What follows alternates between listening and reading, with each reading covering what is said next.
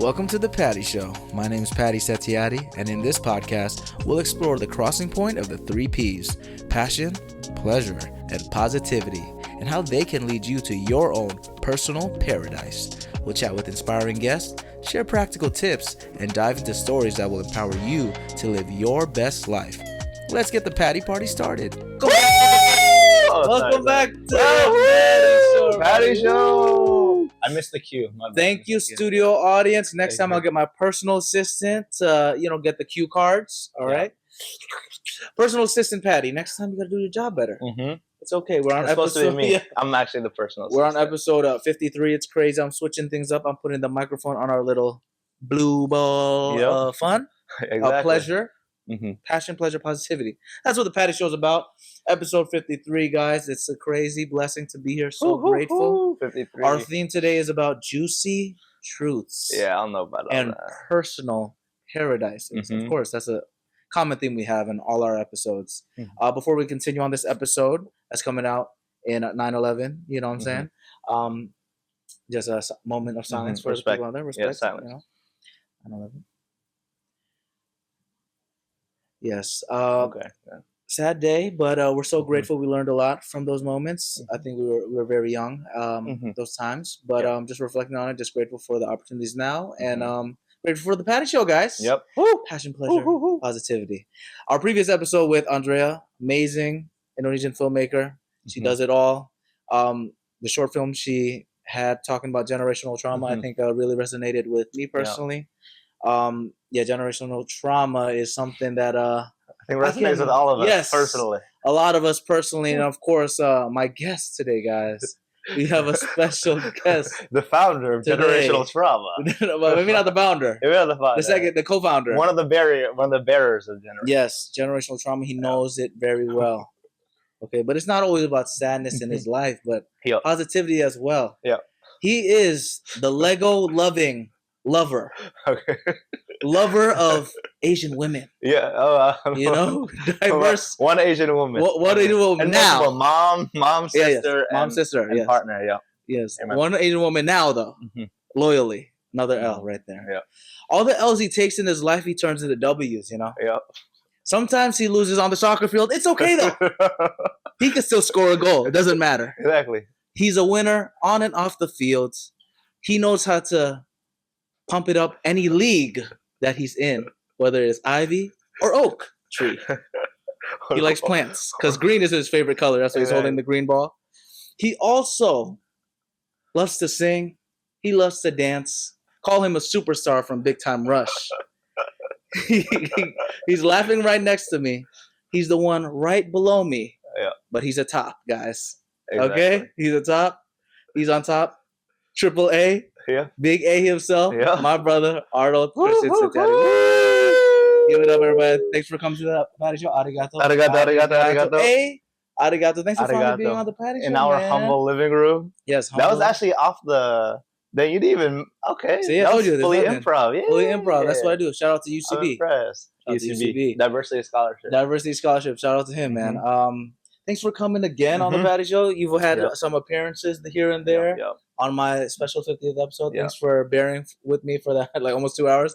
Long time, a lot of tech stuff, but thanks for being there. All the flowers. I'm going to give you flowers eventually. But if you could give a quick intro, man, background, hobbies, passions, how we know each other, of course. How we know each other. Do your thing, man. Do your thing. What's up, y'all? My name is Arnold Setiadi. I'm 5'11", based in Los Angeles, California. Ooh, LA, that's the slate over there, yeah, the classic slate. I'm Arnold, Patty's younger brother. We got 6 of us.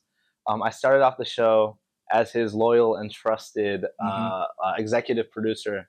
But after the first episode, it kind of, he kind of, 53 episodes in, he kind of just started doing everything on his own. But you know what? I gave him a little bit of encouragement, so I get slight producer credit on my resume. I'll let you have it. I'll take a little bit. Arnold, his younger brother. I'm living here in California, but born and raised in Connecticut. Born in Norwalk, Connecticut, raised in Bridgeport, Connecticut. Also in Indonesia for a little bit, for a few years. We kind of have like a similar timeline. Because our parents are from Indonesia. They immigrated from there back in around the 90s. I don't even know what else to say. I love a lot of, I like to strive to become a mediocre Renaissance man one of these days. Mediocre. So whatever it is that I kind of like, I kind of do, or at least I'm trying to get better at. Like you said, I like acting, singing, dancing, playing sports, telling stories, riding a bike, taking care of my puppy, being of service to other people, being a good brother, a good partner, a good sister. I mean, a good brother, and a good sister. Okay, good, we're accepting. I told you he's a top. Guys. Exactly. It's multiple. But I'm just happy to be here. I mean, for my day job, I work at NBC Universal, specifically for Focus Features. Shout out to the Focus people out there. We love y'all. Exactly. Y'all gonna be on the podcast soon. That's gonna be a lot. That's gonna be a lot. We have a whole lineup. A whole entire lineup. That's my day job there. Where after I graduated college, got a job there that prompted me to move out here to LA.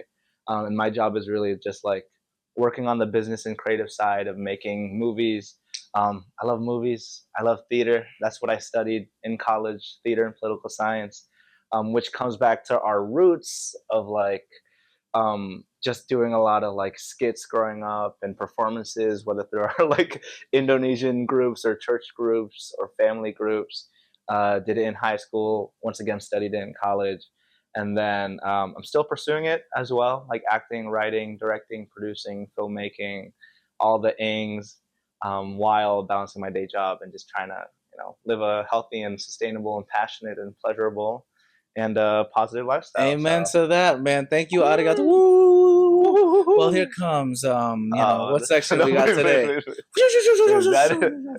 Welcome to the flower section of the Patty Show, everybody. You're like, what section? It's a new section. That's what I'm saying. I thought the budget increased. I know it's going to pull a string. Amen. One day a string and the flowers come in. Yeah. The sakura blossoms, which we'll get to in a little bit. A little teaser. Oh, that's going to be a fun arc. See, man. Flowers to you, man. Thanks for always supporting. He's executive producer, not even executive producer of my life. Always my number one fan. I appreciate you. I don't want to get emotional too much because we got emotional in the episode, but I'm so grateful for you for giving me the opportunities, giving me the love always. We joke a lot with each other.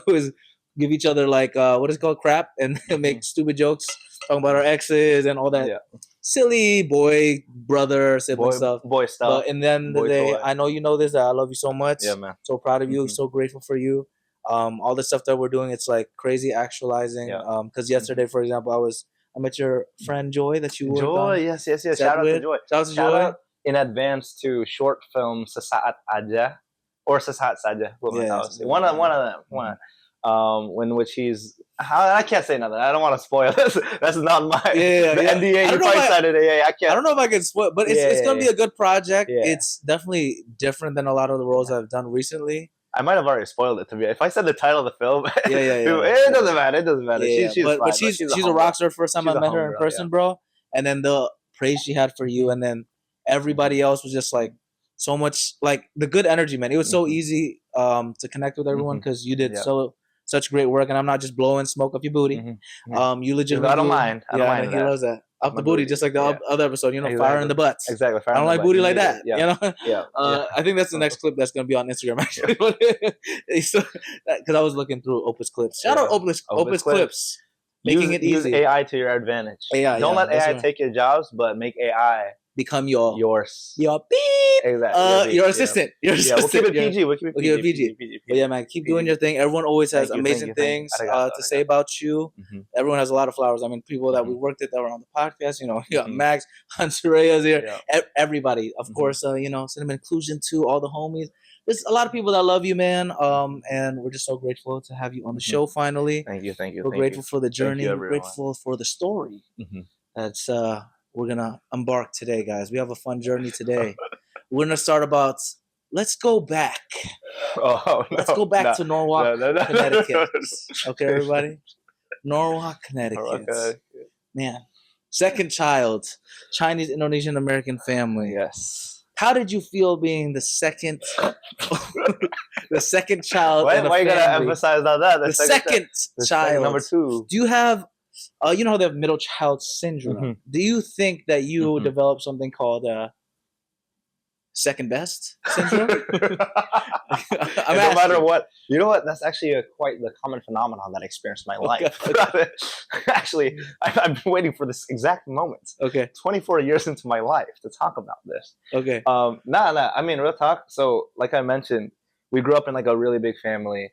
It was Patty, then me, and we're kind of all separated between like 1 to 3 years. So it's a pretty good age everybody gap. kind of, yeah. To be honest with you, I never had a second child syndrome of feeling like I was inferior or anything. Because he was a bum, bro. No. Yeah. That's not competition. I think in general, as brothers and siblings, we have a healthy sort of jealousy and competition that just comes naturally as being little kids. You know what I mean? I don't think it was anything in particular. For example, if he was like faster than me or could like jump higher than me or whatever, I'm like, oh, I can do that too. I could jump and be fast. Like, you know what I mean? Like, I don't know why. I could be uglier too. He just like, you know how it is, like dumb stuff like that. Like kids are like, oh no, I can do an uglier face than you. So I can climb this fence higher than you. I could do WWE and flip you over onto a floor with like a freaking decrepit floor with nails on it. People probably don't understand that, but we'll get into that. But honestly, no. Like real talk, I've never had like an inferiority, and not to sound like arrogant or anything, but I never felt like not like a Napoleon complex. Is that what they call it? Yeah, I was thinking Napoleon Dynamite. When you said that. That's the guy with the afro, right? Yeah, the white guy with the afro. With the glasses, I think. I don't know how a white guy has an afro. Yeah, so I'm an Asian guy in a braid. It's like cultural appropriation, not for you because you grew up in Bridgeport, so we're fine. But the white guy with the afro feels a little bit. So you okay? Let me ask you about that appropriation, though. I'm curious about that. So if I pull up with braids and I say, "What's up, my homie?" Yeah. Is that a cultural appropriation? I don't think you're appropriating. I think you're appreciating. Oh, no, appreciation. Because it's not like you're slurring or saying a bad word or making fun. Okay. I think if you're saying, "Hey, homie," like that's the dialogue. Yeah, like, dialogue. What's up, my brother? Okay. Yeah. What about that? Brother? I think for PR reasons, some of that stuff. What about brother? You know, like Hulk Hogan. Hulk Hogan or Vince McMahon in the WWE. Those are like probably the two most polarizing. Yeah, you shouldn't. Based on the stuff that they do in like the old time WWE, which to some people consider entertaining. I think different times, maybe not that. But on the inferiority thing, I think it was like when we were growing up, it was like because I mean, real talk, our parents grew up poor. You know, we grew up poor. Surprise, surprise. Like first generation, low income. So for me, I think we kind of had to like raise each other up, you know what I mean? Because like our parents were always busy. Like dad would work the night shift, mom would work the morning shift, and vice versa. Like work constantly, so that we kind of had to keep each other company. Not only me and Patty, but then eventually like our other siblings, like Juju, Dilly, Haiti, even Joshua. Like later in Indonesia. Sorry, those are all of our siblings. So I think in that way, it was a really good relationship of like, oh my God, you learn so many. It's like, it's definitely tough for sure. Cause like even things like if the parents didn't have that much food, not gonna lie, I grew up the skinnier one. It's the feast or famine. So like he grew up a little pudgier. And then our younger brother, Juju, was also a bit of, I'm gonna say he was a bit of a glutton, to be honest. And I'm a glutton too, which is fine. But like he also grew up a bit heavier set. So when it came for dinner time, like all the other siblings would be able to eat, and I'm there, emaciated, trying to eat my food. And then our brother Dylan, that was the fourth one. He was the smallest one too.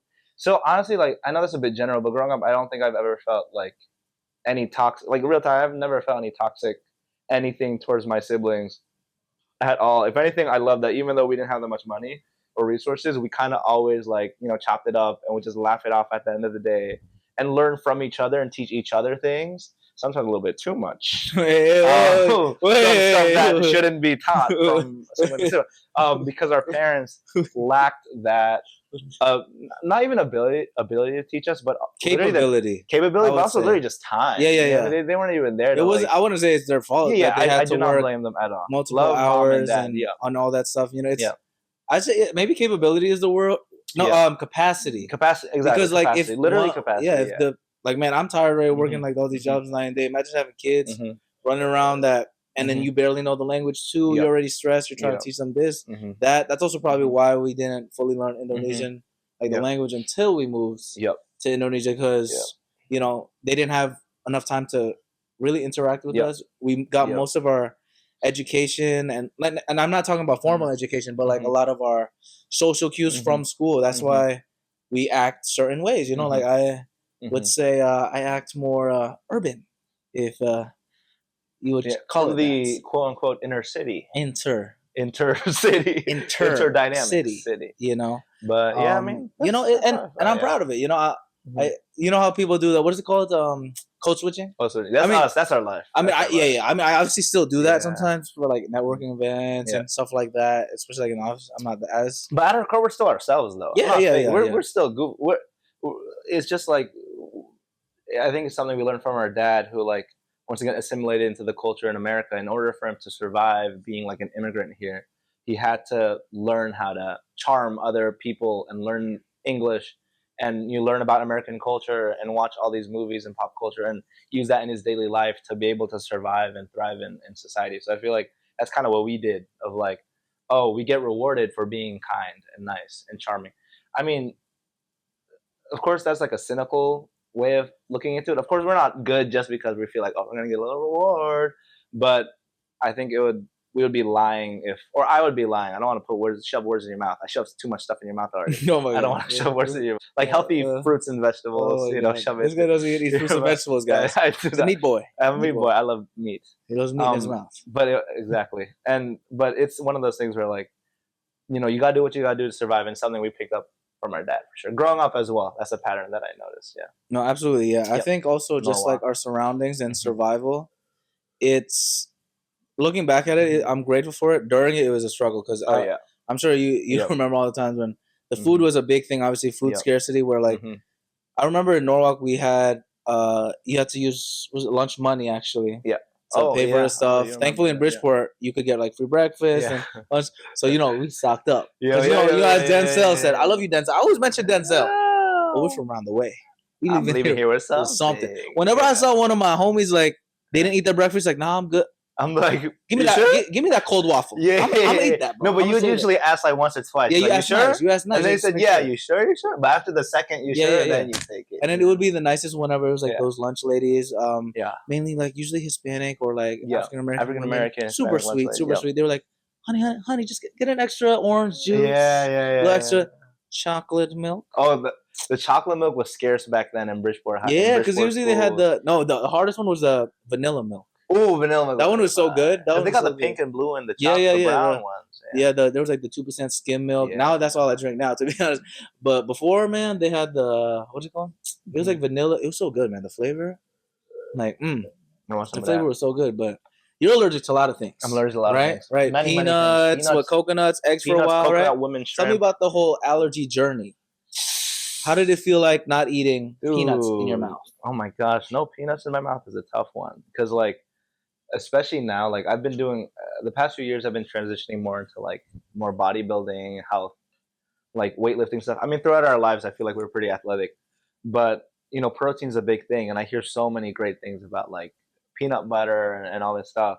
So I mean, honestly, for allergies, it's one of those things that because I grew up as a young kid, I already had these allergies to like peanut, coconut, shrimp. I was allergic to eggs, some soy products, even like certain weather conditions and whatnot. I just get kind of used to it. So like it doesn't bother me as much. It kind of does like when I'm older and I see people enjoying delicious food, because in Indonesia, for context, we're Chinese-Indonesian, a lot of Southeast Asian cuisine has peanut, coconut, shrimp. Especially coconut. I mean, these are tropical. Yep. So it's like, yeah. And like, so when I lived in Indonesia, when I was in Indonesia from like 9 to 12 or so, like 2.5 years, there would be so much like good, delicious food that I just couldn't eat. There's even one time where, what's it called? Like es teler? Like, yeah. It's like a mixed ice dessert in Indonesia. Kind of like, it's like shaved ice kind of. Shaved ice. Like syrup. Avocado. It sounds crazy, but they make it. It's delicious. It's good because the avocado has that fattiness to it. Yep. Fatty patty. And they have the coconut, the creamy coconutness. And then condensed milk over there. Milk. Yeah. And it looks like pink, like a little pinky. Yeah. From the syrup, I'm pretty sure. Syrup, exactly. That was delicious. But then, like, when I ate it for the first time, I'm like, oh, Mom, it's so good. And then, like, I started getting a little itchy. A little hives. And then I was like, what's happening? And then Mom was like, oh, it's because coconut. I was like, really? And then she was like, yeah, I don't give a shit. But then it was one of the, because for me, it was like, if I already ate it, I might as well. I'm run away. I'm leaving here with something. Like, you're like that guy from Billy and Mandy, bro. Yeah. Have you ever watched Billy and Mandy? One of the wildest shows? The Grim Reapers. Yeah, there's this one. Yeah, the Grim Reaper. Yeah, he's Jamaican. Yeah. Exactly. What's up, man? They were inclusive back then. Very inclusive. Very you know, inclusive Grim Reaper was Jamaican. Yeah, I just read it, bro. I don't know. But actually, maybe that's, I don't know if that's inclusive or racist. Yeah, I don't know. It's borderline. It was close. Yeah, they choose a specific. But there's an episode where there's like a bully. They call it the Chub City Booty Head. Yeah, Chub City Booty Head. Yeah. And they basically just slap the cheeks of like Billy, the main character, and he has like a bungkak, or what's it in English, like a plumped up face. Yeah. And we just, I always have that specifically in my mind, like that face. So that's what like allergies does to me. Luckily, I've been pretty good with the allergies lately. I don't have an EpiPen, which people roast me for. Yeah, I know you're crazy for that, bro. That's crazy. But I mean, it hasn't impacted my life too much. Like once again, like when you are used to it, or when you don't have something, it allows you to focus more on like what you do have. And for me, that's the meat and the Mickadis. Because he's also a savory guy. You're more a savory guy. I do love sweets too, though. I do love sweets. I do love ice cream, but you know, ice cream is like, it's no coconuts or nothing like that. But but he does love his more salty, savory, you know. But then he also loves this sweet Indonesian. Exactly. Food. Oh yes. Exactly. You see the quiver. Exactly. You see the quiver. Maybe we'll get to that part of the story eventually. So yes, Norwalk, right? Okay, so we were there for a little bit. We moved to Bridgeport a little bit, back and forth, right? Finally went to kindergarten, man. Best times of your life. You know, you said you're allergic to a lot of things, but you still like to eat food. Yep. Tell me what happened in the bathroom, though. Oh no. Tell me what happened. Tell me. I somehow, when I was a kid in kindergarten, I somehow locked myself in a bathroom, because there was like a bathroom in the classroom, and I basically pooped my pants as a 4-year-old. But the kicker about that, which I'm confused about, I think my memory just blocked it, is I don't know how I locked myself in and couldn't get myself out. Either the bathroom door was actually locked and broken, which, you know, fingers crossed, that's what my ego's telling me, or I was just so dumb as a kid, I didn't even know how to open the door after I pooped myself. It was one of those things where growing up as a kid, I grew up really introverted. I think I'm still like pretty introverted to an extent, but I was just very shy, and like I think part of it was because we were like one of the few like Asian kids in Bridgeport, Connecticut, feeling, because in Bridgeport it's primarily like black and brown people, like not really many Asians, let alone Indonesians. And even like white people, there's more white people than Asians, and then the Asians that we know was like all our cousins. And it's a lower income area. So we're like I talked about it in my episode, but we really were like outsiders.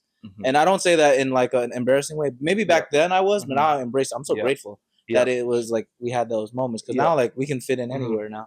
And like during that time, like I was just really shy kid. I was super energetic, very creative. Oh, very energetic. Very shy.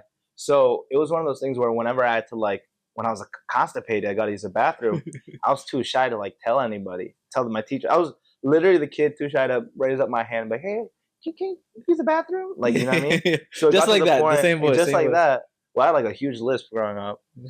So yeah, that's what contributed to that, to be honest. I was like, just like, I mean, because it's kind of sad, right? Because I feel like, think about it again, of like you feeling like you're not, like you hold such little like room in like that society, and like you hold such little space in that room, where like a lot of the kids like who would get attention would be the ones who would like raise their hands constantly and like say this stuff and be extroverted, and they would get rewarded for that. So for me as a kid who would kind of just observe and listen, it felt like I was being like punished for some reason, like, oh, because I'm not vocal, I'm not getting the attention that I should be getting from the teachers, or I don't have the courage to like talk about like going to the bathroom, then I end up pooping my pants. But yeah, I mean, that was a thing. That also happened multiple times. I think once in the school, and once on a field trip out when I was a kindergartner or something like that. Yeah, I think there was a field trip. I remember. I remember that one. But they loved you, man, so much, man. Yeah. And then you had to actually, you know, before you were in the Ivy League, you were in the remedial class. I don't know about. He probably knows better than that. I don't know if I was a remedial, but I was definitely a slower kid. Yeah. I had a huge lisp. You had extra classes before class began in kindergarten? I don't know about that. I think it was after I would like stay a little bit or something like that. Or to be honest, I maybe that's how dumb I was. I didn't remember anything. I think everything around kindergarten, there's some things I remember, some things I don't. But yeah, I mean, shout out to Miss Konkoff. Yes, Miss Konkoff. Miss Konkoff, she's the OG kindergarten teacher. I met her when I was working at a restaurant in high school, Japanese restaurant as well. I haven't seen her since then. But dude, I love teachers. Becoming a teacher was also one of my dreams and passions. Um, and it's because of that reason exactly of like, dude, like teachers can change the world, man. Oh Just yeah. having that one person who like just believes in you and gives a little bit more attention to you and assumes the best out of you and sees your potential and does that unconditionally. Yeah, especially when no one sees it, or Especially like when nobody sees it, yeah. bro. And all these kids are, I'm gonna say it, a little bit kind of jackasses, especially Yeah. where they grew up. These kids are like, dude, like, wild. look at my crayon. Yeah, look at my crayon. Look at my crayon. Like, you know, it's like it's like, and to be able to have that amount of patience and like unconditional love, that's super respectful, and I want to be a part of that. That's me saying it now. Hopefully, I get to live many more decades and become a teacher of some sort. Wow, yeah. professor over here. Professor. Wow, I guess you know a lot of professors in your life. Yes, I do. Oh, great. We will get to that part eventually. No, we're not going to. We're cutting out. Oh man, Norwalk, Bridgeport, all the good stuff. So, you know, in our story, I think people know a little bit more, but we go to Indonesia again. You were, how old were you when you? 9. 9 years old for 2 years. Tell me about the transition in your perspective, and how those 2 years made you become the man you are, or you were in high school, actually. Or I wish I was. No, the man that I wish. Wait a second. What kind of podcast is this? So just for context, when I was 9, about to turn 10, we just moved. To me, then it was just like moving abruptly to Indonesia from Connecticut, and once again, like growing up in Bridgeport was kind of tough, just because of how lonely it felt and how kind of like a pariah we felt at most times. And right when I felt like I was starting to get used to everything in the States, because I was actually about to skip a grade, because I was 4th grade at the time, doing well academically, making friends. I was about to like skip a grade and stuff like that. We got the news suddenly that we're going to Indonesia, and to be honest, we were kind of just like, oh, whatever. Oh, for me at least, I was like kind of just going with the flow of things. So like, I guess this is what everybody does. You know what I mean? So we moved to Indonesia, and it's kind of like a reset again. Now I have to like assimilate into this culture, and we didn't even know the language that much, or the culture, the language, the norms, whatever.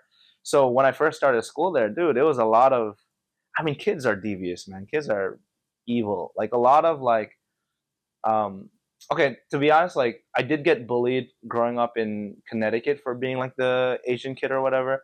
But now when you're in Indonesia, you get bullied for being like the rich white foreigner boy, the rich white foreigner kid.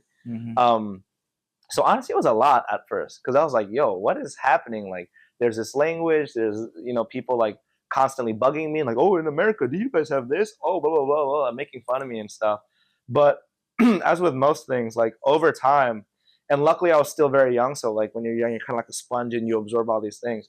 I was able to I think we were able to relatively quickly learn the language and how kids interacted and all these different subjects and stuff. It was still definitely very hard, but the thing that helped me out a lot was just like having that support system. Luckily, I still had my siblings. We had family there. We had our dad sending money from the States to help us financially, because the buying power there is like the conversion rate is really good. And I was also able to explore a bunch of my different interests, of like dancing and doing theater and riding bikes and playing soccer and making a lot of friends there who I still do contact on Instagram. And it's because of that like, of course my Indonesian isn't as fluent as before, but it's definitely getting back. But you know, was able to pretty much get fluent in another language. And it's something that we use today all the time. So I mean, it was a great time, like 2.5 years. You were a dancer, right? You said? Cause you're a star. Superstar. If you know where, is that copyright if we sing that? No, because if we sing it with our messed up pitch, it's okay. It's okay. Yeah. So you danced to us. It was a school project, right? Yes. What? So what was the school project exactly? And tell me more about this whole big time rush experience. Yes, I don't even think in Indonesia, dude, the school we went to had so many different classes. Oh my God. It was like a liberal arts program, like actually. It's like almost like college, bro. I was like, learned English, Indonesian, Mandarin, Chinese, history, all this stuff. And then you had the maths, the Boy Scouts, and the biology, and the chemistry. Crazy, everything. Like, but one of the classes was sanitari, which is like dancing. And dude, like I think there was like a class project where it was like, you have to choose a song to dance to and form like a group and dance to it. So I was just like, I bet we loved Big Time Rush growing up. I was like, okay, that's the Superstar. The song, you wanna wild out and wild out and lies on you. And he still knows the dance to it. Sort of, but that was just fun because it was a time for me to express my individuality where it was like, you're still, I couldn't speak the language. I'm still learning and whatnot. But when I was like dancing, I felt so free and like you felt like a star. I felt like a star, a superstar. And I did it with a couple of my buddies, Chandra, Joshua Budi, Jonathan, Jeremiah. Jeremiah, like the artist. No, and I think those were the 4 or 5, and Diki Purwadi as well. I just totally leaked everyone's names. Yeah, for government name out there. I love all of y'all. If y'all watching this, we gotta gotta do it again. We gotta do it again. Part 2, like 15 years later, and then all the ACLs get torn out. Exactly. Yeah. Our joints don't work the way they did before. But I remember. Okay, this is gonna sound so. I remember one thing that one of my friends said. I think it was Irene. She told me, she was like, Arnold, that was such a great performance. To be honest, it's messed up. She was like, to be honest with you, the buddies, like, because we did like a boy band group, right? I was like gonna be Logan, and they're like James, and they're like, honestly, the buddies dancing seemed like the background dances. You seem like the main, which is like, as a little kid, luckily I didn't let that like give an ego boost where I was like, I'm gonna cut all you guys off, I'm the superstar. But it made me feel like good and recognized, and like someone's like complimenting me for like my art, for my craft, or just like putting myself out there. I was like, oh, that's really dope. So I think that's something I learned a lot in my life. Like, even though I'm a shy person, like just like unconditionally doing what makes you happy out of inspiration, and then without needing anything. Like for this dance, I didn't care about the grade or whatever. I was just like, this is a cool song, let me do it with my buddies. Like doing what you love with people you love. And then other folks, in seeing that, also feel like inspired by it. Like as a 9-10-year-old, to be able to get that sort of like affirmation, I'm like, dude, it's kind of dope. Let me do it again. I haven't danced in a while. Oh, see, there we go. We got him, guys. We have to get him to dance again. Yeah. With our buddy Brendan Hurley. Come on now. Woo, the dancer. DP Babu. We have to do another dance class. It's hard though, guys. The cardio. He's doing Pilates Friday, right? You doing Pilates? Oh, shit, I'm doing Pilates. Oh man, God bless you, man. I don't know what I signed up for. Is it a reformer? I honestly don't know. Oh, it's like we're gonna pray for him on the Patty Show, guys. Please do. Yeah. Patty prayer. Patty prayers, palm trees, all that good and stuff. Positivity. Oh my God, I forgot to say though. You can find us at Patty Show Podcast on Instagram, TikTok, Facebook, all that good stuff. PattySetiadi.com/podcast, PattyShow.podbean.com, and you can find him at Asian Arnold on Instagram. Yes, and then you have a website or ArnoldSetiadi.com. It's like outdated. LinkedIn, Arnold Setiadi. Yes, you'll find Maybe it all on like Snapchat, or my phone number is also 20. Oh my, this guy's crazy. He brought up with the whole social security and everything. 037 957 8525L. This guy's crazy. Security though. I'm glad we were talking about security. Yeah. Shout out to all the security guards out there. You remember that time when you almost passed out? Oh, dude, that's actually a good. So when I was tell me about this story. Indonesia, there was a supir, like one of our drivers. So basically, there was one of our homies. Oh my gosh, Om Budi, yeah. Om Budi. Yeah, I'm pretty sure, yeah. Om Budi, Uncle Budi, really generous man with glasses, nice guy, who would help drop us off to school and pick us up, right? So there was one day, it was like a hot day at the school. I think this was maybe like a few months into starting school at Penabur in Indonesia.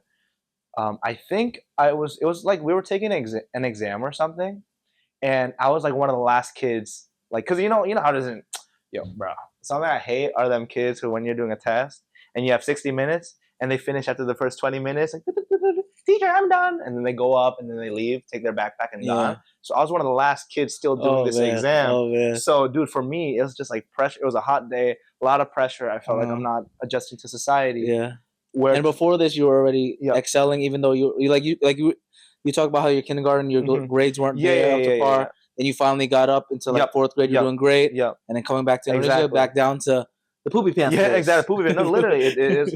No, that's true. Like kindergarten was like ass, and then fourth grade, I was finding my place in the world, and then fifth grade, I'm like, shoot, I'm back to beep, He's like, I can't open the lock. Exactly. I can't open the lock. That's true. Yeah, it was unlocked the whole time, guys. So no, literally stuff like that. And so for me, I have a vague memory of it. I actually didn't like pass out for real.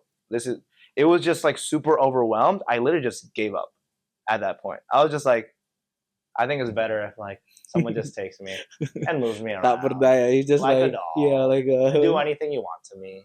You know, like maybe not anything, but oh my god, with exceptions and boundaries, with of course. Consent, of course, guys. No, but I literally just passed out, and then the teacher was like, "Hey, we need somebody."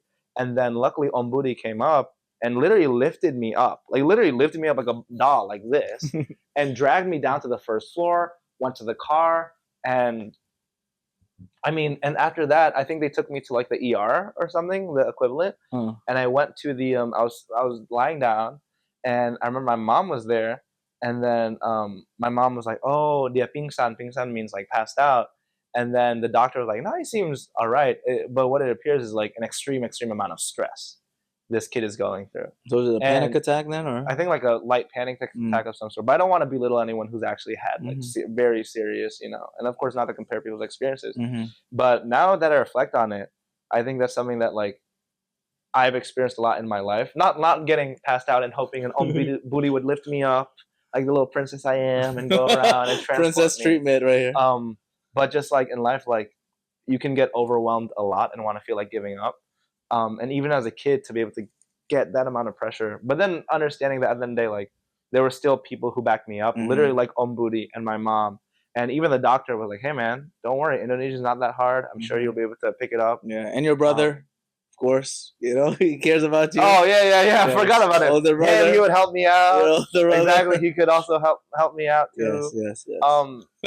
No, but yeah, that was an early example of like feeling overwhelmed for sure. Now that I see it in this light, yeah, I remember that story. That was kind of crazy. Yeah. What was your perspective on it? Because I don't think we. Bro, honestly, I was just so confused because I'm like, I was stressed too. You was in school, right? Yeah, I was in school too, and I was stressed too. And like, bro, I remember I had, what's it called? Like D's. I almost didn't pass 7th grade, bro. I think they gave me out of pity. Shout out to all my teachers. You know, my favorite P word, pity. Pity party. You know, pity party is crazy, bro. Not the P Diddy party. We don't do that. No, in LA, okay? Yeah, I should have. We haven't gone to the LA part yet. Okay. Yeah. But no, honestly, bro, I was just like, I was also shocked too because I also felt like that overwhelming stuff, bro. And I think also it's just the chip on the shoulder, being like older stuff. I'm like, man, I have to lock in too, because then if they see any, it's like it's a little toxic. Sometimes I think it's good where you need to like lock in and show your best foot forward. But I think sometimes also I felt that pressure where I'm like, man, I always have to be on my A game 100% all the time. So seeing that made me like realize like, damn, there's breaking points to people. Look, I've had my breaking points in life. Seeing you experience that, bro, I felt like I just wanted to pray for you because I'm like I didn't know what was happening. I'm like, he was like, he actually did. This guy died. Yeah, like, I just gave up. I was like, I can't do this. Yeah, no, that's a scary moment. I was like, this is too much. Because it was tough, man. School in Indo, man, especially for us, like we didn't really. And you know being much. A bit older too, I think it's harder when you're in that age of like prepubescent, like prepubescent. You said pubic hair. Like, what kind of podcast is this? What kind of podcast? Like, at least as a 9-year-old, you're still a little bit more naive to the world. But when you're like, how old are you? Like 12 or whatever. I think so. Like, 12. It's like that's like the sweet spot for when you start hitting puberty. P, our favorite P word. Shout out to puberty. But it was tough. Trials and tribulations for sure. But I feel like Indonesia built a lot of the foundation that we have. Oh, absolutely. In terms of our humor, the language, being able to like chop it up with different people from different backgrounds, and just having an appreciation for our identity and our parents and where they came from and stuff. We learned a lot to be very resourceful, I think, especially when we had that laptop era. Before we're gonna move back, bro. You know? My gosh! Before we moved back to the States, dude, it was an interesting time period where like it took a little bit for us before me and Patty first moved back to America, like in late 2012. So a good few months we weren't enrolled in school, so we would spend our days just like doing random stuff, like no internet, sharing one laptop, using desktop games. Whenever we would have internet, we would download YouTube videos. Big Time Rush, you know. Yeah, like Payphone, yeah, that era. Big Time Rush. I think I had Walking Dead there a little bit Walking too. Dead, Sam Shui, Kurt Hugo Schneider. Oh my god, yeah, bro. A lot of things like that. Just the to, Facebook like, games time out there, Marvel Avengers Alliance. Dude, it makes me kind of sad, bro, thinking about it. Yeah, man. I mean, everyone has it tough, but it makes me kind of sad. Like, dude, like now that we're in LA, like thinking about how all those little things can make us happy. when we're just there. Like he would be on a nocturnal schedule, so we could switch off the laptop shifts. I would use it earlier. He would use it later.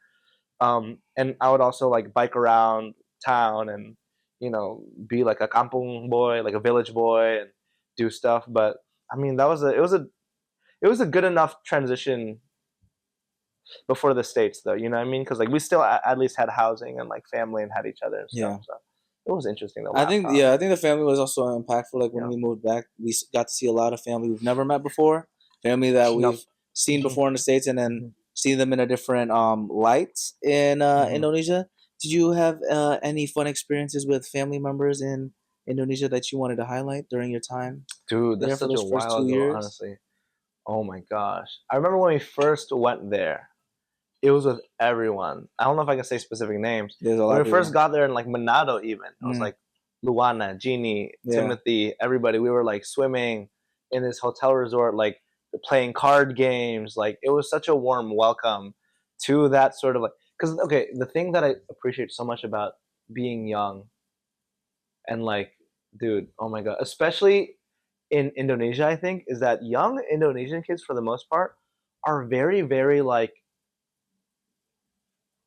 open to the world and excited and scrappy and want to like hang out in the most purest of ways, just like Coco Patrick, mainyo. Like literally, hey, let's just play cards randomly. Let's just laugh it off. Let's watch this TV show. Let's do this. Because in Indonesia you have so many weird games. Like we had games of like PKS, like Teko Bintik, like this game of like literally like a rock paper scissors shoot, and if you lose you get beat up. It's kind of like, okay, do you get like digitak or like you get flicked or whatever. And like there's so many games like in Indonesia. And of course, our favorite one, our boy Jake knows it. Oh yeah, hom pimpa alayong gambreng. So that one is like a bubblegum kind of. Wish. How many pieces do you wish? You know? For that, it's like, but oh my gosh, dude, you're unlocking so many great memories. Like, it's just that openness to.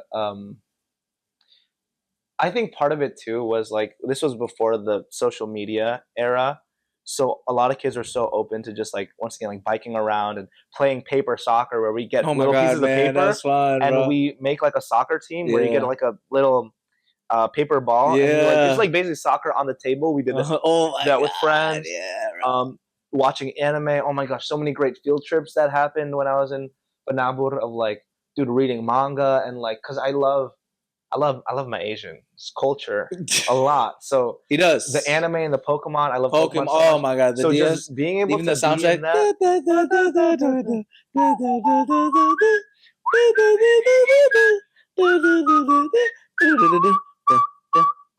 This is the Bridgeport remix.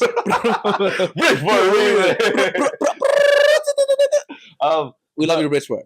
Sorry I got carried away, but it's like those memories with like, of course, like Manado, but even like remember like Kania and like Jordi, all the little clubbies right there. We had like friends in Kota Modern. And, like, our little complex we lived in for a little bit, where we would like get like the street food. I love chichong fan. Oh my God. This, rice noodle. This guy pulls over a motorcycle, big box on his back. I remember. Oh my gosh, I remember how he looks like exactly. I'm forgetting the exact name. But homie would come bless us up with that sweet and spicy sauce. The little bawang goreng. Ooh, man, the fried onion. Ooh, busting, bro. Dude, delicious. And that was only one of many. So honestly, I do want to go back to Indonesia soon. But stuff like that. Sorry, I know it's rambling, but just like that innocent era of. It gets me emotional too, because it's like that innocent era of just like play and curiosity, and now like being like an adult, it's like everything is so structured and regimented, and you gotta survive and whatnot. But this is a teaser for a feature film that I'm trying to work on. Okay. I do want to work on a movie that talks about my experience, of course, our experience, but my experience more of like what it was like growing up in Indonesia as a kid and being separated from these different environments in America and Indonesia. Because as a kid, it's like, dude, in Indonesia, it's like you view it with such a, once again, like an innocent, playful mindset of like, we're just playing games, having fun, getting this street food for 5,000 rupiah. Yeah, that's like 10 cents or something like that. But then when you're older, when I visited recently a few years ago as an adult, post-grad, I view Indonesia in a different light. I still love the country so much. I continue to learn more about it. I want to educate myself. But then I really do see, wow, like the socioeconomic discrepancy, like a lot of the like problems that it has. I'm like, oh shoot, there are people in their 70s and 80s, still struggling to like eat food and like and they don't know what their next they meal don't is know going what to their be. next meal is. But as a kid, you kind of talk to these people with a smile on their face, and they help you out so much, because Indonesia is a country that is really based on like being of service to other people and being very kind. Very collectivistic society. Yep. And like, but then as an adult being like, oh shoot, these people who are giving so much are the same people, like these people who are giving so much from like such a hard like socioeconomic background and having trials and tribulations are the same people when I was a kid that were so kind to me.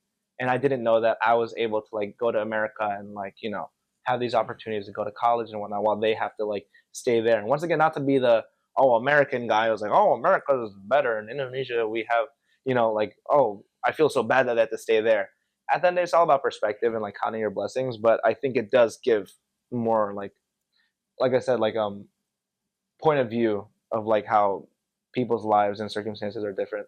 But I mean, I loved it. Shout out to all the homies. Yes, everybody. Homies, family, all the family, friends. Tangerang. Yeah, people. Everybody. We love you, man. There's a lot of memories too. To be honest, there's too many people that like I don't want to thank. It's like we list them all. It'll be unfair. Yeah, all the family out there. Rest in peace to all the ones that couldn't make it to the Patty show. Yep. But we love you. You're gonna be there on the Patty show after heaven. I mean, not only not after heaven. Yeah. Hopefully in heaven. Guys, I don't know about. I need to go back to church. Sorry. Yeah. After heaven is crazy. What is it? Instead of like purgatory, it's hallelujah. The post after. Yes, but religion was a very important part of our life, man. You did a lot of church stuff in Indonesia, right? Right? Yeah. What was that whole experience like? Indonesian church coming from dude. You know, we did when we were in the States before that. We did jump around a lot with different churches, like Hispanic church, Black churches. You know, we went to the white churches, York, New Jersey, New Jersey, Indonesian. It's like different. Yeah. But the ones in Indonesia, how did it stand out to you? What was your take on all of that? Yeah, I'm gonna be as objective as possible when stating this. I think that I'm very grateful for the beliefs and morals and values that our parents instilled upon us growing up, because I think that's the foundation for everything that I do today. I'm Christian, but I also have some disagreements with just like institutionalized religion, and when people and the bigger society and corporations use religion to justify. So what do you think about like institutions like, you know, the Ivy League institutions? That's built on slavery. We got it. That's built on slavery and Eli Whitney. Oh, I mean, it's tough to be honest. But going back to the Indonesia thing, it's like, I don't know. Although, okay, this is good. I want to be very honest here. There were some times where when we would go to like these Sunday school and like church organizations, I think they would be a bit OD, like too much, in like indoctrinating like children of like, you can't watch K-pop because it's bad. You can't do this because it's bad. You can't do that because it's bad. And literally just forcing kids to like, and forcing and punishing kids in this very like harshly didactic way to follow this religion. When for me, I think religion, or like, not to say there's a right or wrong way, right? But to me, I think it's more about relationship than religion, or like having that relationship with God or whatever you believe in. Rather than having a fine set of rules and forcing your kid, no, you can't watch K-pop, you can't play Pokemon, you can't watch Harry Potter because this is the devil, this is that. And I think some of the schools that we went to had a lot of that sort of wording. I remember specifically there was a presentation where like, oh, look at Super Junior, sorry. Yeah. And then like, oh, that's so cool, right? Wrong. And the presentation literally was like, wrong. This is the devil. And anybody who supports this is a part of the devil mentality. All you see is Arnold in the show. I was like, you're a star. This is cool. You're a star.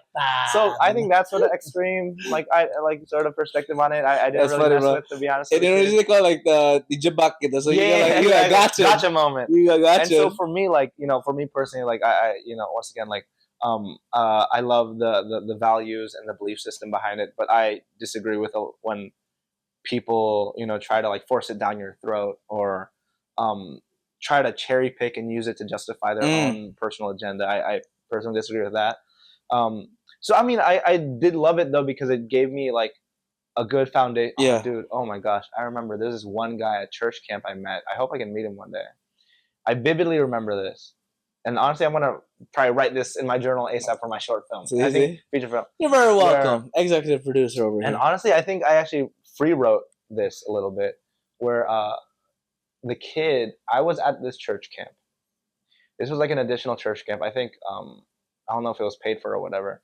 It was just me, and I met this guy, like this Indonesian villager boy.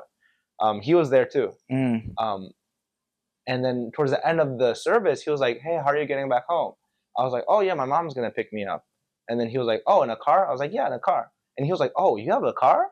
I was like, "Yeah, don't you?" Oh. And the kid was like, "Oh no, he said something." I'm gonna start crying, to be honest. He was like, "My mom passed away, and my dad is like," actually, I'm gonna start crying, man. My dad is like an ojek, like a. Damn, I'm gonna start crying, man. This is the gotcha moment. I want to make you cry. Where like he literally said his mom passed away, and his like dad was like a motorcycle driver in Indonesia. And I looked at him with so much like, damn, Arnold, you privileged brat of like, and so, but luckily, like, and this is thanks to my mom. Like, I had an instinct, luckily, to be like, hey man, can I drop you off? And whatever. And he was like, oh, that would actually be very nice. And after that service, me, him, and my mom had like dinner together and talked about Christ and like whatever. I don't think I got his socials or anything or became like super close friends after, but I don't know, it's just little moments like that of like recognizing the privileges that you have, and not to be all like, oh, rich people suck and blah blah, but just even the privilege of being able to like have, it's cliche, but having 2 feet, being able to breathe and walk and enjoy being here in LA. I remember that moment of just those little things. Of course, a car is a big thing. Cars are expensive, y'all. Yeah, for real, man. But just being so ignorant as a kid to be like, wait, don't you have a car? And the kid, and it was innocent. I wasn't trying to. Yeah, it wasn't like saying like, you don't got a car. Yeah, because we've experienced a lot of that in Bridgeport later on. And I think that's another thing too, where like I don't know this. Yeah, counting your blessings. And our mom always taught us this, but like I don't know. I'm still trying to figure out what I think about this saying about how like there's always gonna be someone that has it more worse than you. Yep. And like I don't know. I agree, because it's true, bro. Like you could be, let's say, blind, all that, whatever. There's gonna be somebody that's worse than you, but I don't like to use it as in a way where you're like, oh, you're beneath me. It's more like you just gotta find gratitude in any way. And maybe you can help them. Maybe perspective shifting. And I think that lesson, for real, like that, bro, like that instance, man, that really was touching. I was a kid, like 11. I was 11 or 12. But then it goes back to the idea, your foundation of like, you were like, oh, well, my mom, let's go, buddy. You just knew the guy. Let's get baso. Yeah, exactly, bro. And that's not us. Like I said, this is biased episode because it's siblings, to our own horn.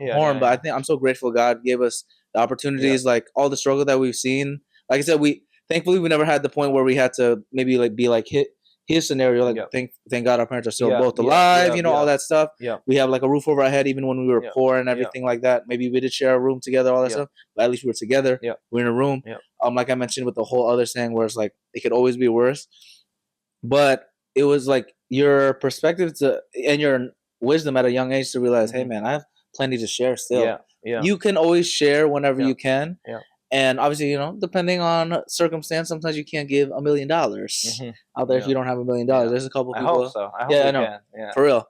But man, thanks for sharing that. Indonesia was a great yeah, man. I feel like you learned a lot. You grew a lot. Definitely, I'd say. The tech back then wasn't as high tech like we mentioned, bro. Like there was no way you could get a social. Maybe BlackBerry. Yeah, BlackBerry, all that stuff, But and then homie was also poor, so he didn't have a phone.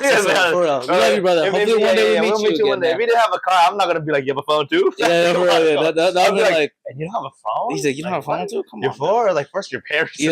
Like even though we did share a laptop, we had a laptop, and then yes. But that was also the era when technology started growing a little bit. Starting to grow, yeah. You remember like Facebook was getting popping. We faked our age, of course. We did Omegle.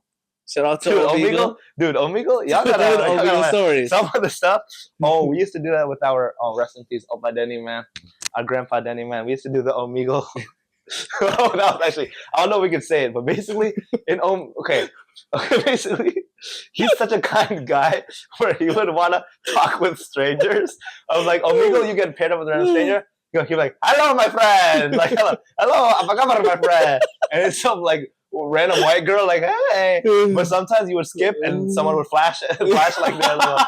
Let's say having too much pleasure by yourself. Having too much pleasure. The pleasure I don't necessarily advocate for the show to an older man. But that was also a fun memory too, man. That's what I'm saying. Those simple moments. We had so many simple moments in Indonesia that are just like goofing around and having fun and just like trying to be of service and kind to people. Yeah, I think that's a big thing. It was a good being era. of service to people. Like, it was a good era. I think you and Julian helped a lot with like Open Denny's, like different accounts. He had like 5 different accounts on Facebook or something with like different variations of his name. Like it was just like a wholesome, like fun time. I remember all the good memories in Indonesia, and then we finally moved back to the States. Oh and no, yeah, this was how was the transition again for you then? Going again back? same thing. You know what I mean? Same the thing. shock, Like the shock, dude. It's like we spend a lot of our time like trying to adjust and assimilate to one, not even just culture, but like literally like system and group of people, and then you have to flip again, then flop again, flip again, flop again. And this time, I was like, oh shoot, my English is kind of cheeks now. Like I learned all the English. Indonesia, my English is kind of ass. We're back in Bridgeport, like getting bullied a bit, like didn't understand the culture. Once again, like one of the few Asians in like this inner city area. Luckily though, it wasn't as tough as I'm remembering it to be, because luckily I did make right when I joined 7th grade, I did have like a lot of really kind people, a lot of really good friends right off the bat who were just there for me. Because once again, like coming from Bridgeport, like I think even though there was bullying, the one thing we could all relate to is that we come from like that underdog. Yeah, got that dog. All of us come from broke families. Yeah, we trying to scratch out there. No, literally, like all of us come from like lower socioeconomic background, like broken, like family background. Not to like say everyone's trauma, but let's be honest here. If you look at the generational trauma, a lot of it is generational trauma, and that's something that we could bond over. That even though our circumstances, the struggle is real. The struggle is real. We can bond over our shared like struggle. So luckily, I had a lot of friends who also came from the struggle background and knew how to joke and chop it up. Because that's what in Bridgeport, Connecticut, that's how kind of we joke around and we laugh it off and we can bully each other and say all these jokes. So luckily, I was able to adapt there. And luckily for academics this time around, because in Asia the academics are so advanced, when it came to doing like the public schools in Bridgeport, Connecticut, not gonna lie, this is gonna sound cocky, it was like pretty easy. Because easy. I mean, it's like anything, man. If you've already lifted 100 pounds, bro, 20 pounds is nothing, bro. Because we learned already Pythagorean theorem, all that stuff, bro. So in Connecticut, it was academically like I was doing really well. Or 7th and 8th grade, or what was it again? It was 7th and 8th grade. 7th and 8th grade, and it was a good time. I mean, and also I was still doing like Indonesian community there, church community, playing soccer, like making like little YouTube videos of like Pokemon, playing Pokemon. Oh yeah, YouTube videos of Pokemon. Dude, shout out to Munching Orange for stealing his stuff. We used to do. Come on, Munching Orange. Munching Orange. Give him the copyright, bro. Shady Penguin. We used to do a lot of that type of stuff growing up, like making YouTube videos and skits and playing games and watching a lot of YouTubers and I mean it definitely was another shock, but I think we adapted. I think I ended up adapting pretty well towards that. Yeah, because I think all the communities we had when we came back was also a blessing. Like, dude, family, we had a lot of family. Our dad was there. Our dad was there again, and we got integrated to the church. Indonesian church in Connecticut grew. Exactly. He made really close relationships with the jamaat. Yes, with the congregation. Exactly. Specifically, one you want to shout out if you want to say what's up. Yeah.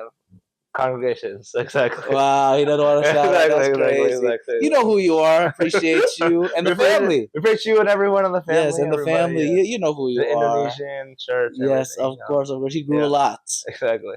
He grew 7 inches that day. No, but in height. Actually, it's like the Grinch's heart. Yeah, exactly. I'm talking about the Grinch's heart, guys. 7 inches. Exactly. Let's speak about that. 7 centimeters. I'm 6 feet, y'all. I promise. 6 feet now. 6 feet tall, I promise. But there was a lot of fun times with the church. Shout out to everyone over there that we interacted with, that we still like keep in contact with when we can. All the beautiful people in the church. Man, it was a very transformative time, man. Yeah. Speaking of transformative time. Transformers. You go to high school, right? So high school. Oh my gosh, high school is all that. Same high school as me, Central High School. Central Hilltoppers. Hilltoppers. I'm a junior. You coming in a little fresh boy. Yeah. How was it like knowing the class presidents? I don't think you were class president yet, though. You were class president. This dude wasn't class president yet. Yes, not yet. I actually won that year, though. I won that year. But yes, how did it feel like to be under my shadow? That was a big shadow. Literally a figurative. No, honestly, not, dude. It was. I mean, let's talk once again. Like, I never felt any sort of pressure. It felt good knowing that both you and Michelle already went to this high school. But otherwise, it was really exciting, to be honest, because I was kind of like, I was like, okay, Michelle has been here, Patty has been here. I had a lot of my friends from Black middle Yeah, they school who were moved going with as you. Yep. well. The orientation was nice. So honestly, like it was actually super exciting. I was really excited to like join, to be a part of like this new legacy and to move on to this next step. Because I remember there was like a fair, and once again there was like, I heard there's like a soccer team there and like all these different extracurriculars and stuff. So for me, I was kind of once again just like open minded to this new experience. Having like older friends, but being open minded to meeting new friends. Having like, you know, both Patty and Michelle, my older cousin, already having the experience there. So I don't know. For me, I was like, once again, like I think a lot of my life I kind of grew up. I'm a huge overthinker, but there were also many times in my life where I kind of went in like autopilot mode of just like, you know what, like let me just like do this thing, see how it is, because like as opposed to what, like not going to high school. So I mean, at first, like I really really enjoyed it for sure. And high school in general, man, like if we're talking about that in general, it's just a, I can't even mention specific names because there are way too many people to like shout out. I loved my time at Central. Real talk. Like, and y'all could clip this. I loved my time at Central High School.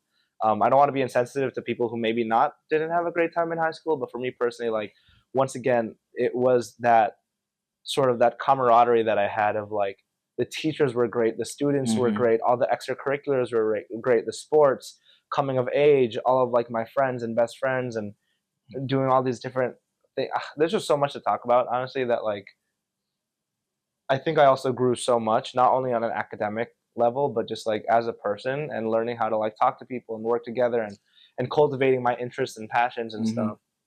But I mean, high school was a great time. Yeah, It you was a great achieved a time. lot in high school, man. Mhm. You know, do you think that there was a impact when it comes to looking at your older sibling become, lead for a lot of theatrical productions, or did you just do that on your own to This, become a theater man? this is a very pointed question that I feel like the only one right answer to.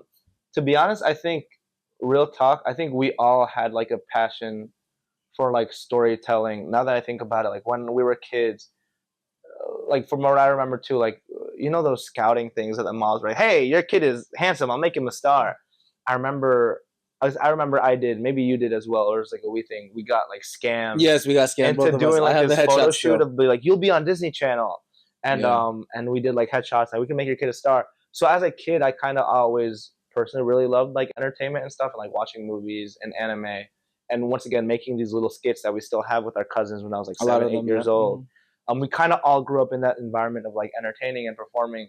And once again, in Indonesia, like I played like a nativity thing of being like Joseph, and he played like some cowboy character Oh and my for God, his stop about play. that. That So one's we so kind bad, of brother. always grew up playing and with like skits and posting on YouTube.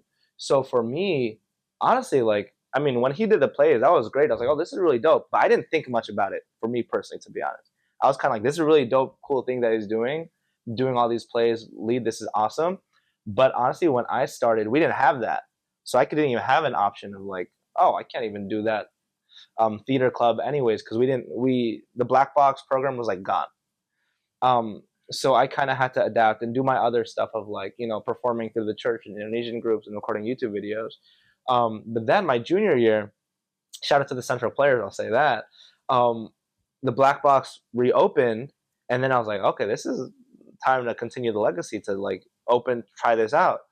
So then I auditioned for the school play. I get the lead in that one, and then I called Patty, and Patty's like, "Yeah, of course, bro, you're gonna get the lead." So it definitely felt like a huge honor to keep I didn't carry think on that. legacy. He was like, "You sure?" I'm real joke, like, He was we like, talking about the lead? "You Or we talking about the lead pencil? Yeah, exactly. You should have done the tree in the background. Why is that? Why is that always like always the the tree in the stereotype? background, right? Why is the tree in the background? What's wrong with the tree? But it was awesome because he did a lot of that theater stuff in high school, and I was like, "Oh, this is awesome to be able to continue this." And the first play I did was Other Desert Cities by John Robin Bates. It's a 5-person comedy drama ensemble that focuses on family dynamics. And it was just such a cathartic experience for me as like a gritty 15, 16-year-old kid being like, oh, shoot, I have so much family trauma. And you're telling me that I can put that on the stage and joke about it and explore it deeper. And I just loved that so much. One thing led to another. I did another play, The Man Who Came to Dinner, my senior year, and also doing a bunch of other like different extracurriculars and whatnot. But especially in high school, I really like cultivated that passion for like performance and theater and acting and storytelling and writing, because it's just a collaborative thing once again of like a bunch of weirdos in our safe space where we can come as we are and create some art and be on the stage, and we don't have to be apologetic about it. Of course, be respectful and kind, but doing what you love with people you love and telling these stories, and just being human. You know, theater is, I feel like it's so pretentious, but like the study of the human condition and just like being there. Wow, you are quite a thespian out there, man. A thespian that enjoys legacy. Legacy. I feel like you like that word a lot. Legacy. Like okay. Randy Orton, Cody Rhodes, Ted DiBiase. You know, if you guys know, you know WWE. Yeah. Legacy, man. What does that mean to you? Because I feel like you like to, you know, follow in the footsteps of your oldest brother. You also became the president, right, of your class. Now you're just trying to gas us up. Yes, you did. I ended up being class president and school governance council president as well, and some other stuff. Okay. Yeah. And then you followed in his footsteps to go into college, right? I think this is a different type of show. I'm teasing it's not the Patty show; it's the Patty Arnie show. I'm teasing it out. I'm teasing it out. But yes. Yeah. So legacy, no. But I do want to talk about legacy, man.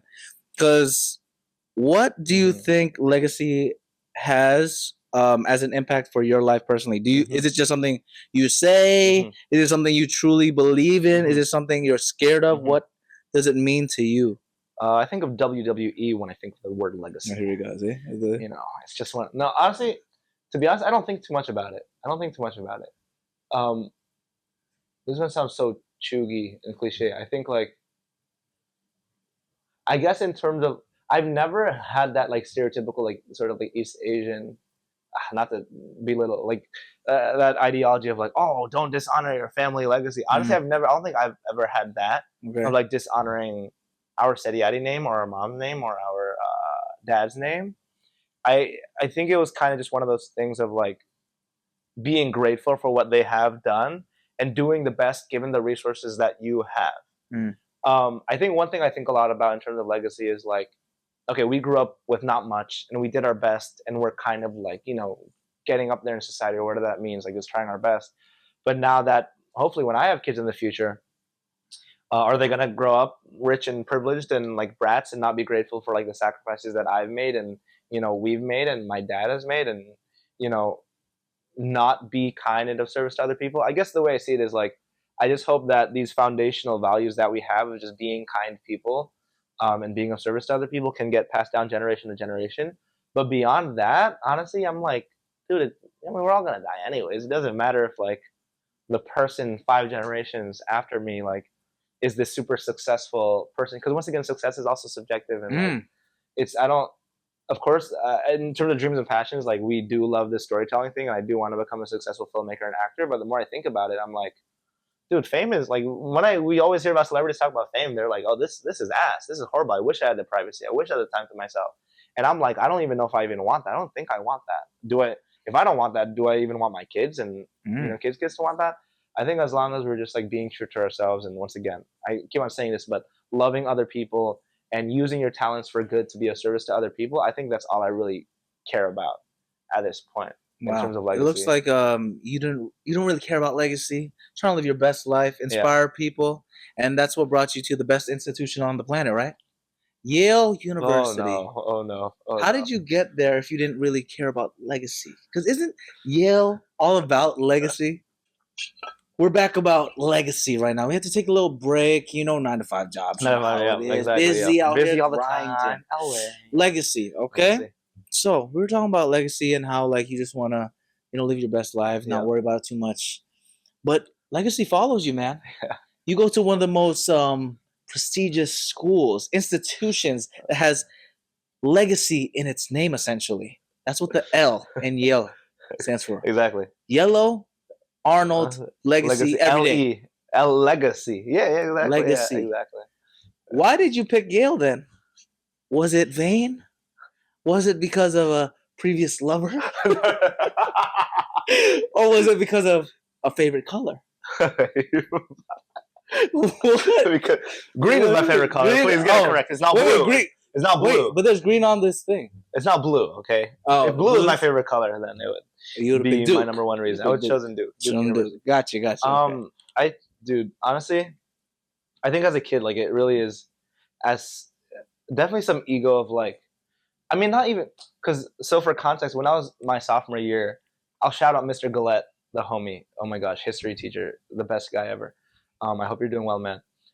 He told me about this program called QuestBridge. Shout out to QuestBridge as well, which is this scholarship program, this nonprofit organization that gives full ride scholarships to students from high achieving students from lower income, first generation backgrounds. And as a sophomore, I was like, I want in on that. I was like, what? You get a full ride to whatever? Yeah. So it was literally just simple as that. I was like, wait, you tell me you can get a full ride for being poor and going into a top school? Like, sign me up. So literally that summer after my sophomore year, the thing about me, I do crazy amounts of research. Like, I was like on all the college board and all these like forums and everything of like how to get into this school. Were you on Reddit then? I wasn't on Reddit. I wasn't on Reddit. No, I'm not on Reddit. I'm not a Pokemon Reddit. Oh, maybe Pokemon Reddit. Jinx Pokemon Reddit. maybe. Gardevoir Pokemon Reddit. Those are fire though. Oh, sorry. But anyways, it was one of those things where I was like, of course, like, you know, our family comes from a poor background. I want to get into like the best school there is. So, you know, obviously look at Ivy League schools. And for me, Yale was one of the partner colleges at QuestBridge. And I also had experience going to Yale. We did like the Yale Southeast Asian Cultural we had so Spring many Festival, events, man, the fashion shows, everything. Yep. And all this stuff. People in the church work there. Friends, family friends. Yes, family friends work there. Daughters of family friends. Daughters, family friends. You know, thank you so much. Y'all have had an profound impact on very my life. Impactful. But just being on the campus and seeing how pretty it is, how close it was, and how Yale had a huge emphasis on the idea of like and rather than or, where you can do like math and English, this and that, like multi-hyphenate kind of lifestyle. And also they had a huge emphasis on the arts. I was kind of like, yo, this is kind of cool. Let me, and then I had to like strategize and figure it out.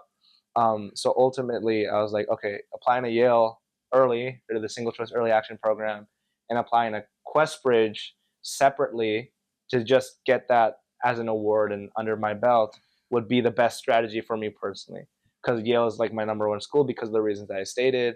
And Harvard, like I felt like, I mean, doing my research is like, and of course I'm very biased now because, you know, Bulldogs are like pretentious and like the campus looks, I'll say this right now, the campus looks ugly and like, no, actually I'm kidding, just in case like our future kids go to Harvard or whatever. No, he's not lying. He's not lying to you. He's not lying. Yeah. But go Bulldogs. Go Bulldogs. But yeah, like, so for me, I was like, I just want to get into a top school. There's a scholarship program.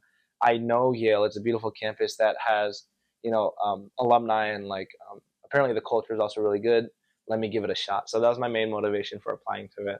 And then luckily getting in early through God's grace and luck, and hard work though, because there was even though we had two in the family that already went to college, man, that's a big feat. So a lot of flowers to you for doing the research by yourself. Thank you. How did you approach that by yourself, man? And how did you do that so eloquently? Because when you got the letter, of course, it's a very emotional moment for all of us. I mean, especially for you. When the dude was crying. Yes, I was on the Fairfield U campus when he was being an RA or whatever. No, I was doing assistant. Yes, and I was doing my finals. There were some. That's why I was crying. There's some girls' voices in the background. Literally, no joke. They actually were. Okay, there was, but they were my friends. We were studying. Exactly. I think it was Zyra. I think playing board games. Yes. Okay. This guy need help. He was really sweet, actually. He's a head ass, but he was really sweet. Yeah. It was, man. Yeah. This is how our legacy changed. He had to say this is how we change it up, man. Like people don't gotta underestimate us no more. Because a lot of the big theme that we talk about is growing up, we were like always underestimated, like the little guy, and like, you know, people got me like, oh, like real talk, like, oh, Patty, you're obese. Oh, Arnold, you're too skinny. Oh, you guys are dumb. You don't speak English. You don't speak Indonesian. You're this little Asian boy. You're this, that, you're that. Like there are times where, to be honest, where like I've gotten jumped and my phone's stolen and we've had to like walk an hour back home because we didn't have a car. Yeah. We got into a car accident. You know, parents are separated. Dad works all the time. Like so many people just like underestimating us. But as with the theme of the show, we're using like that negative energy as fuel to positive action, which is what I think this show is about, which is why I commend you. 53 episodes. Thank you, man. Of like, no matter like what circumstances or situations that you're in, I know this sounds like hooey stuff, but there really is a silver lining depending on how you view your perspective. Just like our boy in Indonesian camp when I was 12, like, whose mom passed away and dad is like a motorcycle driver. For me, I thought I had it bad. And not to compare apples to apples, because we can't. Yeah. But it gave me a little bit of perspective. I'm like, hey, man, you know what? This boy still was able to go to this church thing and still able to like meet me and have fun. And he still at least has his dad and can enjoy the beauty of Indonesia here. But yeah, I mean, it was a great moment, man. Like getting into the school, and then being able to, but the real best part was because I applied early. Honestly, it was kind of cruising the rest of the year because I applied early. Like I don't have to worry too much about grades or I apologize for the AP scores. It's like when you get the job, you're like, oh well, it's time to chill now. Exactly, it's time to chill now. Yeah, it's time to job transition. It's exactly. like y'all I clock at 5. Yeah. 4:59. I'm right there. Like that's the kind of the cruising thing. But how did you maneuver that then and still had the effort and the grit and the passion to still like not flunk all your classes? Because bro, you also took very hard classes. Yeah. Your last year, and so did you as well. But barely. I took. He underestimates himself a lot. That's right. It's the bulldog. I mean the underdog. The underdog. See, he's a dog. He's symbolic, and then my mascot is a deer. Yeah. Lucas the stag. Yes. Were you a mascot? No, I was not a mascot. Oh, that would have been funny. He was a mascot, though. Yes, I was. He did all types of jobs. That was the underdog story. The underdog. But, I mean, in terms of like how it kept on going was like, dude. I mean, I think you can relate. In high school, just like finding the fun in it, dude. It was all still very fun. Like, just once again, like doing those extracurriculars, being there with the friends, and not having the pressure to exceed academically anymore. It's like I would still do the classes because I was interested in the subject matter, but I didn't have to worry about being extremely perfect. But also, to be honest, because like I've already finished a good amount of that semester, the momentum kind of carries. It's not like I forget everything that I learned, but now there's just not as much pressure to like, let's say, get a 5 on the AP exam or get like an A+ or whatever in this certain class. Because as long as I didn't fail any classes, I wouldn't get my acceptance revoked. And there are very rare instances of like students getting their acceptance revoked. Like I'd literally have to fail every single class, which luckily like I was, decent enough to not do that. But yeah, that's how I kept it going. So then you had more time to work on your physique. Yeah, right. Little Arnold Schwarzenegger time. Got those 25-pound dumbbells. They're rusty. Yeah, we got. I don't know how we got it. That's such a great thing. Because we grew up very athletic and playing sports. But I remember when I was a teenager, I got these pair of 25-pound dumbbells. And I was like, yo, I want some abs. I want to look good. Shout out to Mike Chang. Mike Chang. He's in Bali now. I gotta meet the homie. But because I grew up really skinny, and I mean, I still am like lean and skinnier and whatnot. But it was like one of those things where I'm getting a good angle now. I grew up very skinny. No, but it's one of those things where I was like, I want to put on some mass. And so I was able to like start going to the gym. Shout out to Christian and everybody at LA Fitness and Bertu, everybody at LA Fitness, while also still playing soccer and going to the gym at the same time. I remember that. So it was like a reset for my life for being able to like, okay, now that I got into college, I can start building upon these other foundational things that will help me in my life in college, which to be honest, I'm so grateful. Like the past like many years since then, I've kept my foundational habits of like going to the gym, eating healthy, drinking lots of water, getting 7 to 8 hours of sleep. Because I was not getting 7 to 8 hours of sleep in high school at all. There was no lucky. If I got 6, that was a lucky good day, consistent, which is great. I swear, if we got better sleep, we'd be 6'2" minimum. Yeah, 100%, man. 6'2.5" minimum. But yeah, I mean that's how I kept it pushing, man. Just trying to balance out my life more after that. Yeah, because he used to be an early worm, or tried to be at least, with his alarm clock, Mr. Ooby Dooby Doo Papa. I had this alarm clock sound that went off at 3 a.m. from My Girlfriend's Gumi OST, where it would be like shooby dooby doo rappa. But what made it worse, guys, is the one that would wake up is me. Yeah. And he would snooze it.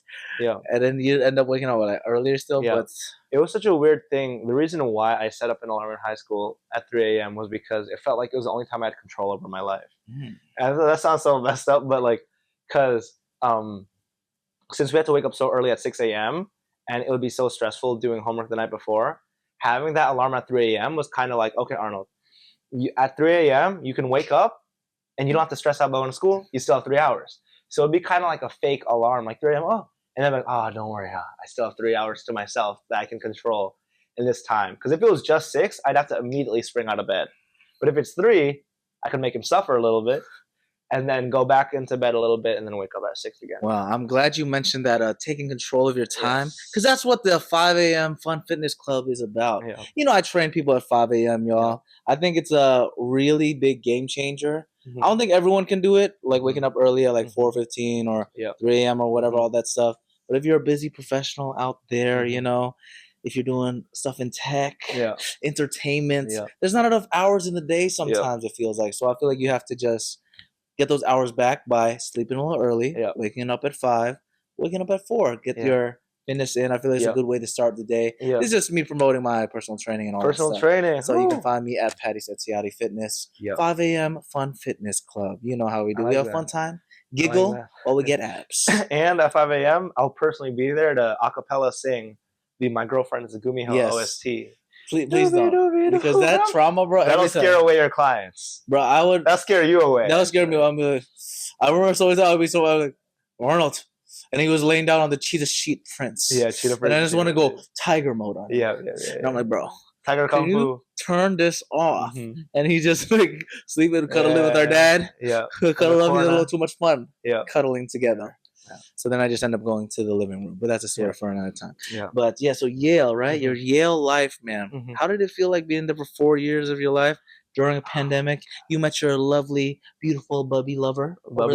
Yep. Yeah. Tell me about that whole Yale life. Once again, man, this could be, as you know, with college, it's like so much. Like we can talk. Yeah, of course. Overall, once again, like I'm incredibly blessed. That was like truly like. People say college is like the greatest years of your life. I disagree because I hope that my life can get better. But it's like truly 4 amazing, blissful years of my life. Like. I feel like I don't even know where to start. Yeah, he has a lot. It's like I feel like we have to have multiple episodes of the college era.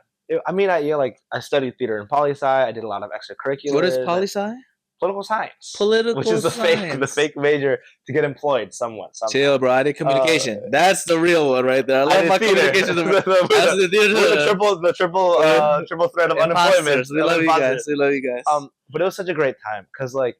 Once again, dude, like in college, like you just grow so much as a human being on all different fronts. I've met some of my lifelong friends there who I still continue to collaborate and on a professional level, but also just like on a friend level. And I love them so much.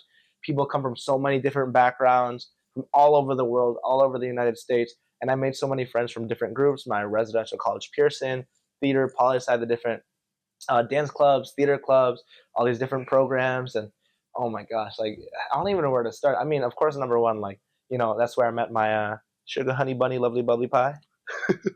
Oh yeah.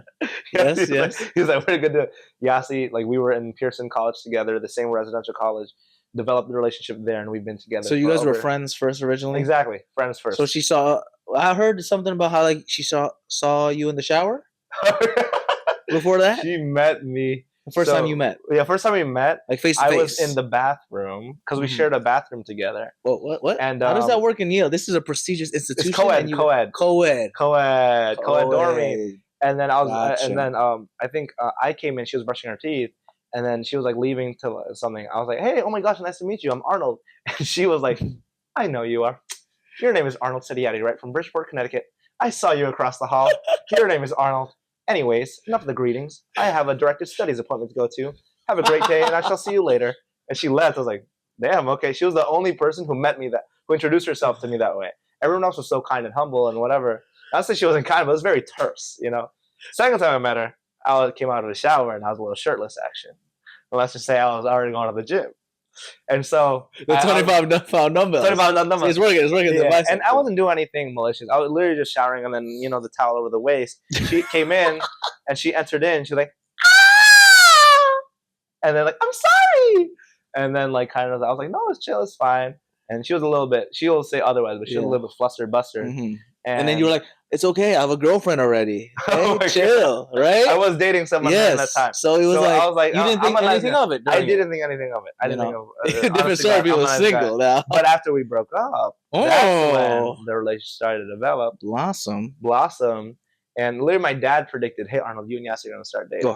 He's a because we had like a buffet with shout out to Anthony, Yasi. Oh, we miss you, bro. We gotta get on the podcast. Anthony is a homie day one. But that's how my relationship with her developed, because we did dance works together. We did "I Like Me Better When I'm With That's You." one of your go-to songs. We Okay, did like a okay. little dance together, and of course we were in the same residential college. We had similar friends. We would talk to each other, chat late nights in the living rooms and all this stuff.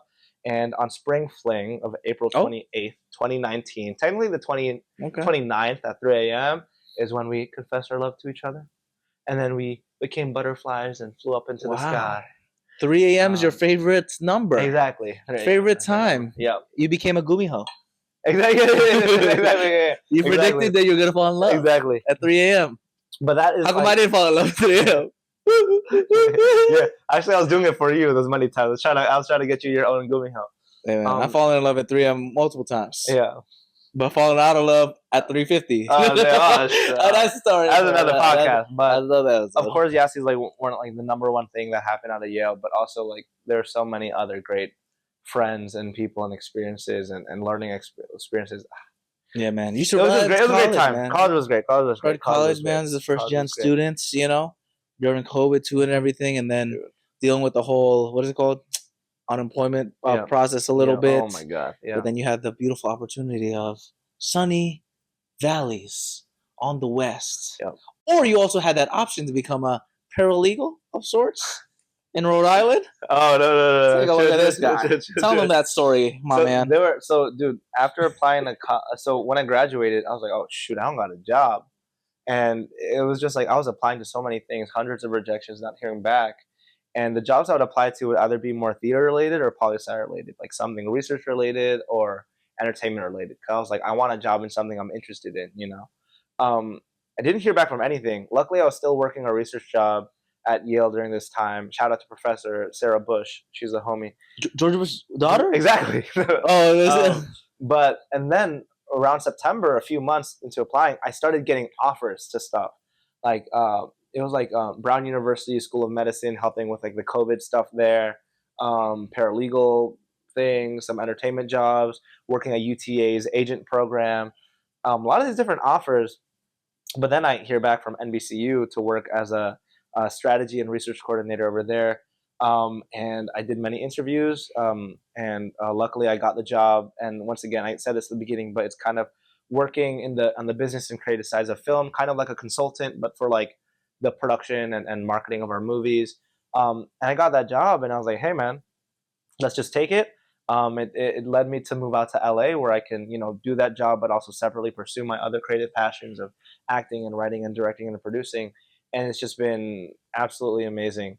And then he joined me, and now we're here kind of building our personal paradise together. So yes, our empire. Legacy. Yeah. That's the one way to say it. I say personal paradise, whatever you guys want to call it. Yeah, man. Speaking of personal paradise, let's finally get to the questions, because it took a while. It took a while. Well, I mean, honestly, we probably talked about a lot of the questions. We did definitely talk about all the questions, but first talking point about passion, we did talk about all your passions. Yep. The undeniable. Yep. From undesirable to undeniable. Love that. Shout out to WWE Cody Rhodes. You can learn a lot from that stories right there.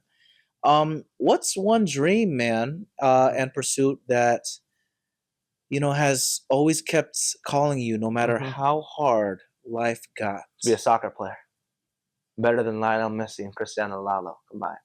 I've joined a corporate league recently, and it is within my duty to win the company's. At this point, we lost our first game, but it's okay. It's okay. Honestly, many things. I think every day I'm like, whenever I get into something, I fall into a rabbit hole. Whether it's like when we were in our breakdancing era, or playing soccer, or being a teacher, or an architect at one point, or building Legos. Like, I think and this sounds so cliche, but always telling stories was one of my main things I really loved. Like entertaining. I think for now, it is definitely becoming like the more multi-hyphenate, like actor, writer, director, producer. Of just like, as long as I'm in the process of creating a piece of art, like I just want to be there and do it. Some days I prefer the acting side more, some days I prefer the writing side more, some days I prefer the logistical side more. But I think with what we've already talked about, just growing up in performing a lot in our Indonesian and church communities, making those YouTube videos, doing the theater, studying. I also studied abroad in England for theater and did all these different programs.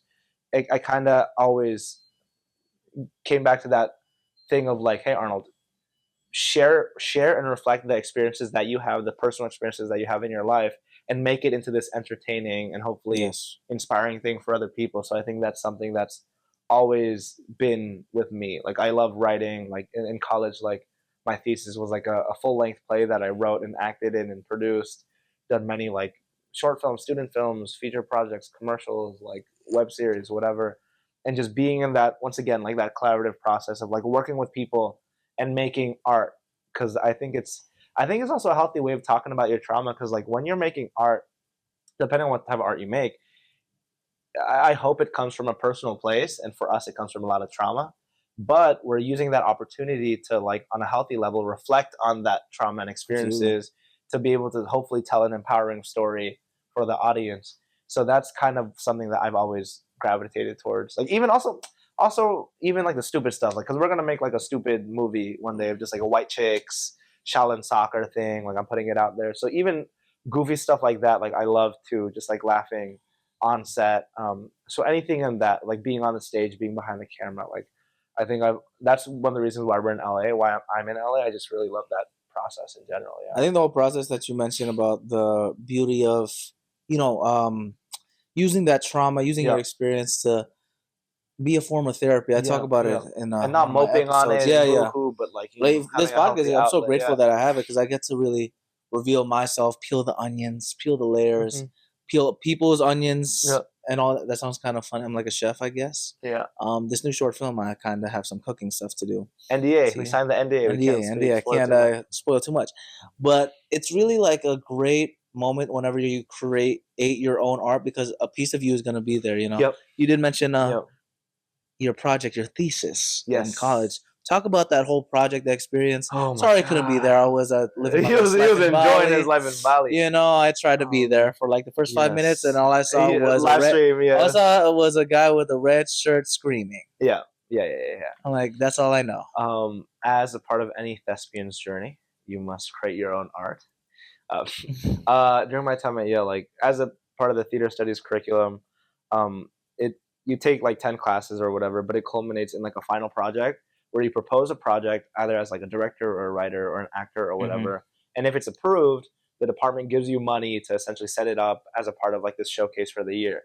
And for me, like, I mean, throughout my time at Yale, like I created a bunch of stuff, like one-person plays and acted in people's stuff, musicals, straight plays, whatever. And you said straight plays? Straight plays, yeah. So there's non-straight plays? No comment. What's a non-straight play? Musical. Wait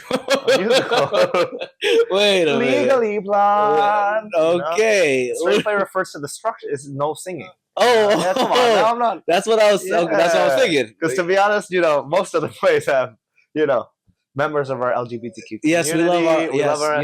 Because not gonna lie, like that's as a theater kid. Not gonna lie, like it's mainly a lot of. We love y'all, man. Love is love. This is a lot. Love is love. Okay? I was one of the few straight Asian. Honestly, a few Asian guys that were straight in the theater program, so I added to the There we go. Once, the straight man is the minority. We love y'all. We love y'all so much. But for me, like I was able to get a scholarship to like study abroad in England and do all these different things, and just generally, I was like, you know what, AAPI representation is kind of ass. I just want to make a story that is reflective of like my experiences. So I wrote this play throughout the years called Panchasila, which also got won like the Yale Playwrights Festival and all these other things. But it's an ensemble cast? It's an ensemble cast, because the characters that I was curious about, there's an international student there. International student. Where did that international student come from? That idea? Oh, Yasi. My partner, interesting. The play essentially is a comedy drama ensemble play. It's called Panchasila, which observes 3 different relationships essentially. There's Christian and Brian, this buddy cop duo. Christian is this Asian dude whose parents passed away, and Brian is this like white guy. They're both like buddy cop detectives trying to solve this mystery throughout the play. The second relationship is Jacob and Camille. Jacob is this like struggling Asian actor, and Camille is his like international student girlfriend.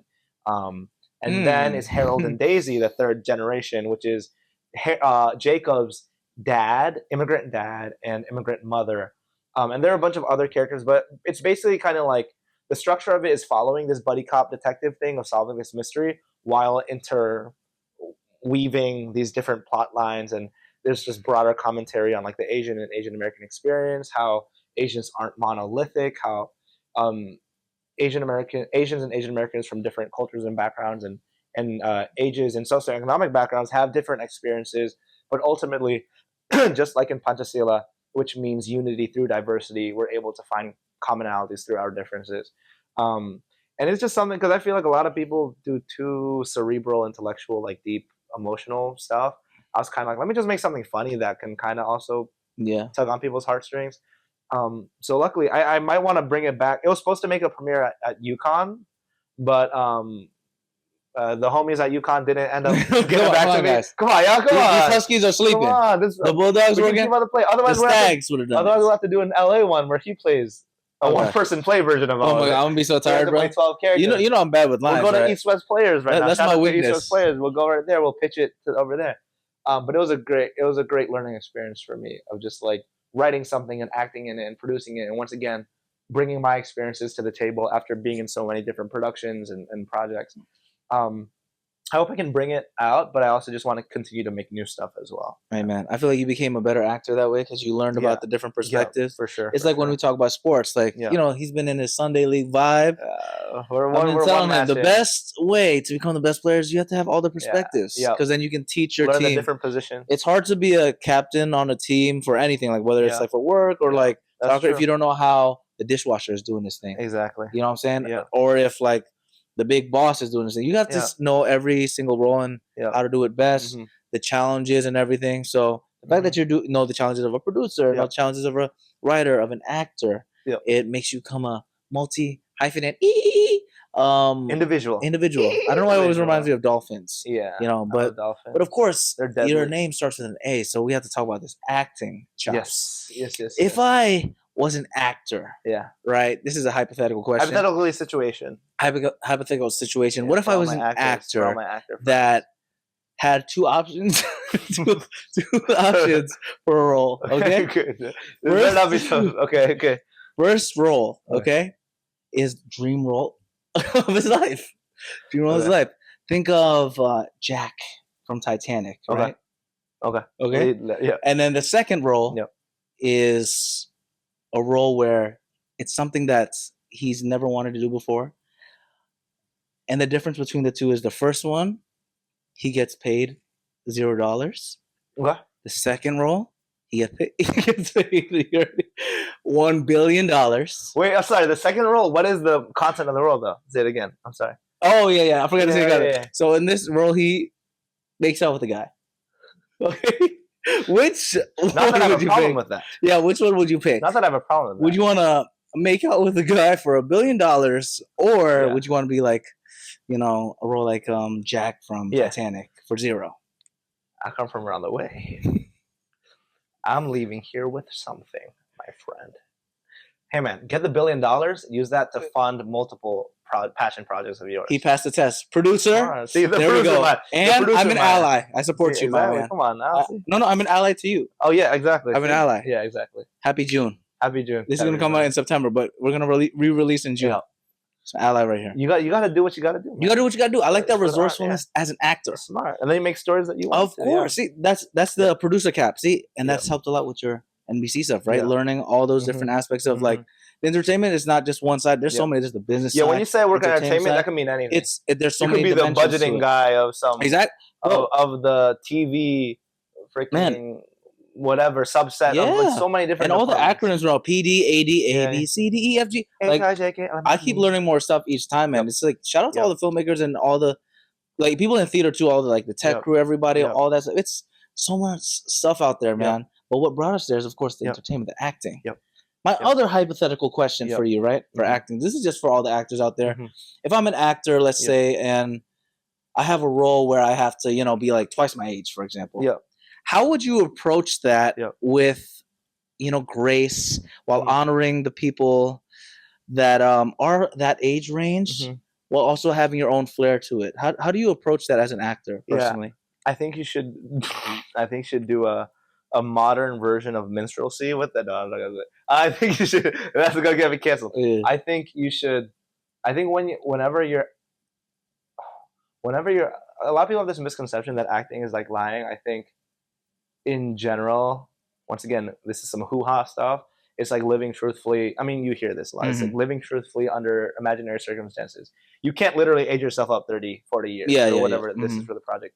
But what we can do is you can do a character analysis, look at the character, what are their circumstances, what are they going through, what are their objectives, whatever it is, and then listing out your own personal things and see where and find the commonalities and how you guys can relate with that. Okay. So let's say the character is an older fellow and is like, hypothetically, right, lost his wife of like 30 years. Okay, gotcha. You have that as a fact, right? You can't, because you have to use the circumstances of the script, because like, of course, you can't disrespect the producer or writer. Yeah, you can't just make stuff up. You can't make it up. Like, actually, no, he's a heartthrob and he's 29. Exactly, yeah. No, it's like, but then you grab that fact and then you do some reflection. You're like, okay, he lost his wife of 30 years. I don't have a wife of 30 years. But how did he feel during that? And what is it, something from my life that's kind of close to that they can take from that? Is that what you did for your role in Glodok, for example, where you played a husband? Yes. Right. Well, this kind of spoilers territory, but yeah, a bad thing happens. Bad thing happens, but he's a young husband, you know, and all that stuff. For context, Glodok 98 is a short film that I was a part of that's currently doing a festival run. Shout out to Nicholas, Desmond, everybody. Like Amanda, Kaidi, like the whole entire squad. It was a great Indonesian Chinese project that is technically a period piece about a time in Indonesia where Chinese Indonesians were discriminated upon, and there was this huge riot and a lot of chaos happened. And the role I played has like a really bad tragedy happen to him. So similar to that, I personally didn't experience the tragedies of that incident, but I wrote down the circumstances of the character and journaled and felt like, okay, even though I don't know exactly what it's like to get my store robbed, I know what it was like that time, how helpless I felt when I got my phone robbed. Yes. Wow. Okay. And that sort of like helplessness and being like, God, why did you let this happen to me? And then you kind of like either expand that feeling or minimize it. Depending on circumstance. So for me, it's exactly. So for me, it's like the phone, but then I times 10. I'm like, oh, not just the phone. But remember that feeling of the phone, Arnold? But this time, he kicked you around, took your backpack, stole your car, went to your house, egged it, and then action. Little method. Wow. Okay, that's fascinating. Kind of just like getting into that headspace. I know there's psychologists who know more about like actor psychologists. I'm not going to pretend like I am one, but that's kind of the method that I've been doing lately of like trying to find the truth in it. But yeah, that was one of the approaches I did for this role in that short. Well, when it comes to that, right, for acting, right, I asked this because I feel like the mental part is probably like 90% of the battle. How do you channel that and not have those traumas get back to you in your daily life? That's like, you know how you mentioned with the phone thing. What if since you channeled it so much, every time you see a phone, you get triggered, or every time you see a tennis court, you get triggered, or every single time you're in an environment where you're alone, like you're in a new space, you don't even want to try anything at all because you're scared. Some two thugs are gonna come out of nowhere. Give me your phone, little boy. How do you channel that, and how do you block it out? It's happening right now. I got it. That's actually a really good question, to be honest. That's why he does what he does. Thank you, everybody. That is a really good question. This is gonna sound so privileged of me. Luckily, I think because we've had so much trauma in our lives, I'm really good at switching it off. Like, we've been through some really like bad stuff growing up, that we've kind of numbed ourselves to when bad things happen. So I think for acting, it's one of those, I think one of the main reasons why I fell in love with acting in the first place, and I think you can relate to it, is acting, especially in Central Players Theater Club. It was one of the first times in my youth that I had permission to feel hurt and to feel broken and to feel like I wasn't enough and to feel the shitty things I was feeling as a kid with all the things that were happening to us growing up.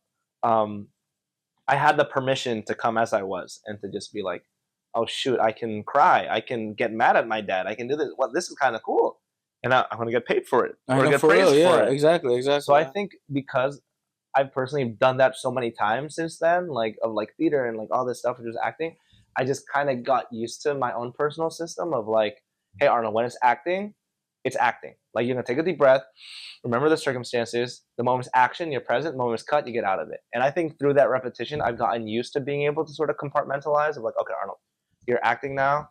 And I think it's through practice, you kind of get used to these different triggers and understanding yourself. Once again, I'm not a psychologist. I don't advocate for whatever. method, but I think of just like getting used to it, you know. And I think numbness is also an interesting thing. It's kind of because like when you're numb to something, usually it means that that thing actually has a really strong impact on you, especially emotional. The reason why it's numb is because you're afraid to open it. Because if you approach it, then the tears are going to come out, the frustration will come out, whatever. The reason why you're numb to it is because you do not want to worry about it or associate it. So I think for me as an actor, I generally keep myself pretty numb to a lot of these things, but the moment I give myself permission to like delve deeper into it, that's when that's why I kind of like I do a lot of sad boy roles on like films projects lately, because like I think we're kind of good at just like keeping it, containing it. But the moment you give me permission on a script to do these things, it's when I kind of just like let it all out, and I don't have to put on a facade. So Wow, that's insane. Very insightful stuff for a young actor, man. barely insightful. Man, look at that. We're learning a lot about our young man over here. We'll talk about his next project that's coming soon. But pleasure, second talking point. Guilty, sacred, or both? Interesting caption. What is a pleasure or indulgence you once felt ashamed of, but now fully embrace? I once was lost, but now I'm found. Okay. Was blind. Hallelujah. Hallelujah. Singing is a pleasure that dude, fast food, man. Shout out to McDonald's. I'm a glutton. I love fast food. Part of the reason why growing up we used to eat all that, like Hungry Man, fast food, McDonald's, Jollibees, Popeyes, Burger King, everything. Now, we did talk about this early in the episode. Yeah. Do you think this pleasure, love for all this abundance of food came from the scarcity that we had before? 100%. I mean, did not have, I guess. I think I don't know if it came from it. I mean, I think it's the opposite. I feel like when you don't grow up with much, you expect less from the world. Or like, because we didn't grow up with much, I don't like smoke, do drugs, like buy fancy stuff, whatever.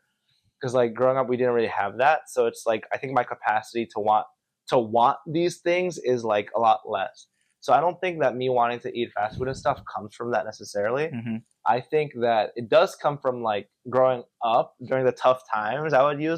We would eat fast food because our parents didn't have time to cook food or whatever, and we would have to share a McChicken, and it was just kind of like that nostalgic, delicious flavor. McChicken when it was $1, now it's like almost dude, no, bro, it's almost $5. What? I'm not even joking, bro. $5 McChicken is crazy, bro. $5? $4? Bro, we would only have the lettuce next time, bro. What? If I get a $4 McChicken, I'm getting every single. I'm eating a wrapper, bro. That's crazy. Dude, what? But yeah, for sure, definitely that. I think the scarcity helps with allowing me to not want too much, actually. Wow, look at you. He's going to McDonald's run after this. Now, actually. I'm right it's my now, McDonald's actually. Right? Well, man, my final kind of question to wrap things up a little bit is about positivity, you know, the glow up mindset, so to speak, you know, because we're glowing up, all that stuff, growing up, all that good stuff. Yeah. How do you protect your peace in environments that, you know, don't always match your energy? If you have a phone call or if you check your bank account, might be negative or something like that. How do you protect your peace, man? And don't give me a mumbo jumbo answer. Give it how it is. No mumbo jumbo? Yes. This is tough because I try my best to be more proactive rather than reactive to my environment. It's kind of like the Bruce Lee quote: "Gotta flow like water. Water can flow or it can be crashed. Be like water, my friend." Where like ultimately I want to get to the point where it doesn't matter how people feel or think or say about me or my environment. Nothing that people can say or the environment can do can change my own peace and how I feel about a situation.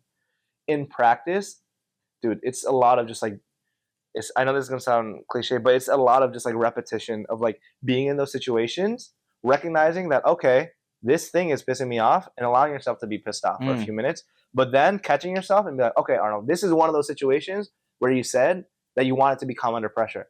Let's try to be calm under pressure a bit. You allowed yourself to be mad for a few minutes. You're not trying to toss it away, because if you toss it away, that's just going to build up even more. You'll get even more mad long term. Acknowledge that it's bad, or acknowledge that how you feel is the way you feel. Then take a deep breath and be like, okay, I'm not going to let this one thing ruin the rest of my day. Because at the end of the day, this is its own individual, like isolated incident that in theory shouldn't affect the rest of the progression of your day. So for me, it's kind of like allowing myself to feel those emotions, But then catching myself and be like, Arnold, the more that you're able to catch yourself and practice being calm under pressure, the easier it gets in the future. And I think that's something that I've been able to do to calm myself when I get distracted and whatnot. Another thing is though, is optimizing yourself in your environment so that you do not get that in the first place. Something I've been trying to do is like literally do not disturb on my phone, because my phone gives me so many notifications from every single thing, professional, personal, whatever, and that can kind of derail my focus and flow. So intentionally having systems to like maybe first thing in the morning, like go out on a walk and have some sun. Don't check your phone immediately. Putting your phone away. Not checking the notifications all the time. That's kind of how I like protect my peace a lot of the times. Like a lot of times, it's like setting yourself up for success. Um, and when you are in those moments, acknowledging that can be bad, but then taking a deep breath and be like, okay, the more I practice and do this, the easier it gets in being able to like have control and autonomy over how I react to this, rather than allowing some comments Yeah. about like somebody who ultimately has their own thing that they're dealing with and they don't even care about you. Someone might say the most heinous thing about you, but right now they're not thinking about you, they're thinking about themselves or Mm-hmm. whatever. We're all gonna die anyways. So That's what that's I my said, kind man. of thing for that. He said we're gonna die anyways because there's gonna be something good going on, Soon. which is the film that's coming out real soon. Could you give a little synopsis of your short film that you produced, it, directed, acted? Yes. What is it called? Cleaner Boy. He did Yeah, everything. Cleaner Boy. He was also a Okay, good. truck driver. We're scrappy guys. We try to do it all. Yeah. So something good going on is a 14-minute short film that I wrote, was a producer on, acted in, and directed. It's my directorial debut. It's kind of a culmination of what we were talking about, of like my interest in writing stuff and acting and directing and producing. I was kind of like, let me just do it all. So we did like a successful Seed and Spark fundraising campaign. Shout out to everyone. Almost 20K, bro. Almost $20,000. Wow. It's been a grind. We're in post production right now, and I don't want to spoil too much just because of like, hopefully, God willing, we can submit it and get it accepted to film festivals. Yes. So we can share this movie around, and we're already working on other projects. Mm-hmm. Prepare to be sick of us. But he was an actor and basically a producer at this point, and like helping out. Shout out to the actual producers, everybody, Natanya and Desmond and everybody else. I mean, I could say all these names. Yasi was executive producer, and I don't want to. All the amazing people. A lot of them were on the Patty Show podcast. Actually, watch all the episodes. But the short film is a semi-autobiographical short film about the stuff that we talked about. Yeah. An 18-year-old Indonesian Chinese-American kid who gets this dream opportunity to leave his small hometown to be the first in his family to get into Yale University, and it's a coming-of-age story and how he grapples with moving on to this bigger and better future while dealing with the struggles and the strained relationship he has with his immigrant father and brother and a restaurant community that he worked in. So it's kind of like, that duality of like, I say this a lot, but like realism versus romanticism, like when it conflicts with like the realistic harsh situation you're in versus the dreams and hopes that you have in the future. It focuses on that father-son relationship, how people use humor and optimism as a way to survive and thrive and belong in different communities. Mm-hmm. And also the nuance of that first generation low income identity, because like movies such as Crazy Rich Asians and other films, I think Asian Americans are portrayed as this model minority type character, like rich doctor, lawyer, whatever. But this gives insight into a family who doesn't come from that more traditional, stereotypical background of like a successful Asian, kind of observing what it's like to be poor and broke Asian kid in that circumstance. So it's coming out. I promise it's funny. It's dramatic. It has him in it. It has me in it. Show some love, support it, y'all. Hope y'all can watch it. It's all about love, positivity, passion, pleasure. It's not about the money, but it can be. You know where to support us, Patty Show Podcast, all that stuff. Facebook, Instagram, TikTok, my website, pattyshow.podbean.com, pattysetiadi.com/podcast. Where can we find you again, bro? At Asian Arnold on Instagram is the main thing. Yes, sir. Any other fun projects coming up in the future? You want to tease? Glorok 98 is on the film festival. Yes, check it out. Check any AMC out there. AMC, of course. Don't forget about that one. AMC commercial. You might see a little quick cameo of your boy. Yes. Don't do what he does in that commercial, though, okay? That's all we can say. I know a lot of people have been supporting love, all that stuff. We appreciate you guys. Bridgeport, Indonesia, everywhere in the world. We love you, all that good stuff. Any other final words you want to say out there to the people out there to inspire? A lot of... projects. There's also some other stuff coming out. There's Heading to the East by Lisa Hu. Are We Still Friends by Max Tepper. Oh, yes. Glow Up by Nicholas. Yes.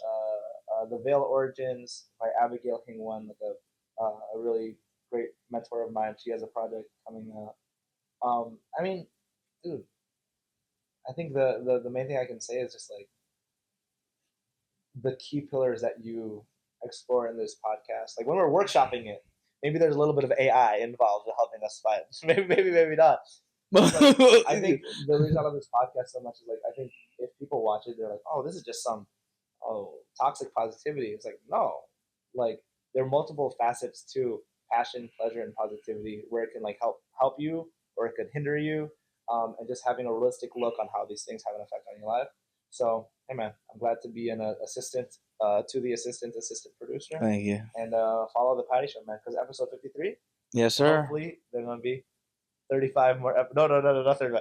53. Hopefully 3,500 more episodes. I mean, and then we'll be everywhere. We're gonna end with our signature arigato on 3. Whenever you're ready. 1, 2, 3. Arigato. Thank you, everybody. Thanks for joining me on this episode of The Patty Show. I hope you had as much fun as I did exploring the crossing point of the 3 Ps: passion, pleasure, and positivity. If you want to keep the Patty Party going, follow us on Instagram, TikTok, YouTube, and all social platforms at Patty Show Podcast. Share this episode and leave a positive review. PattySetiadi.com/podcast, as well as pattyshow.podbean.com, have got more of your Patty Show needs. In the meantime, keep passionately pursuing your personal paradise. Arigato.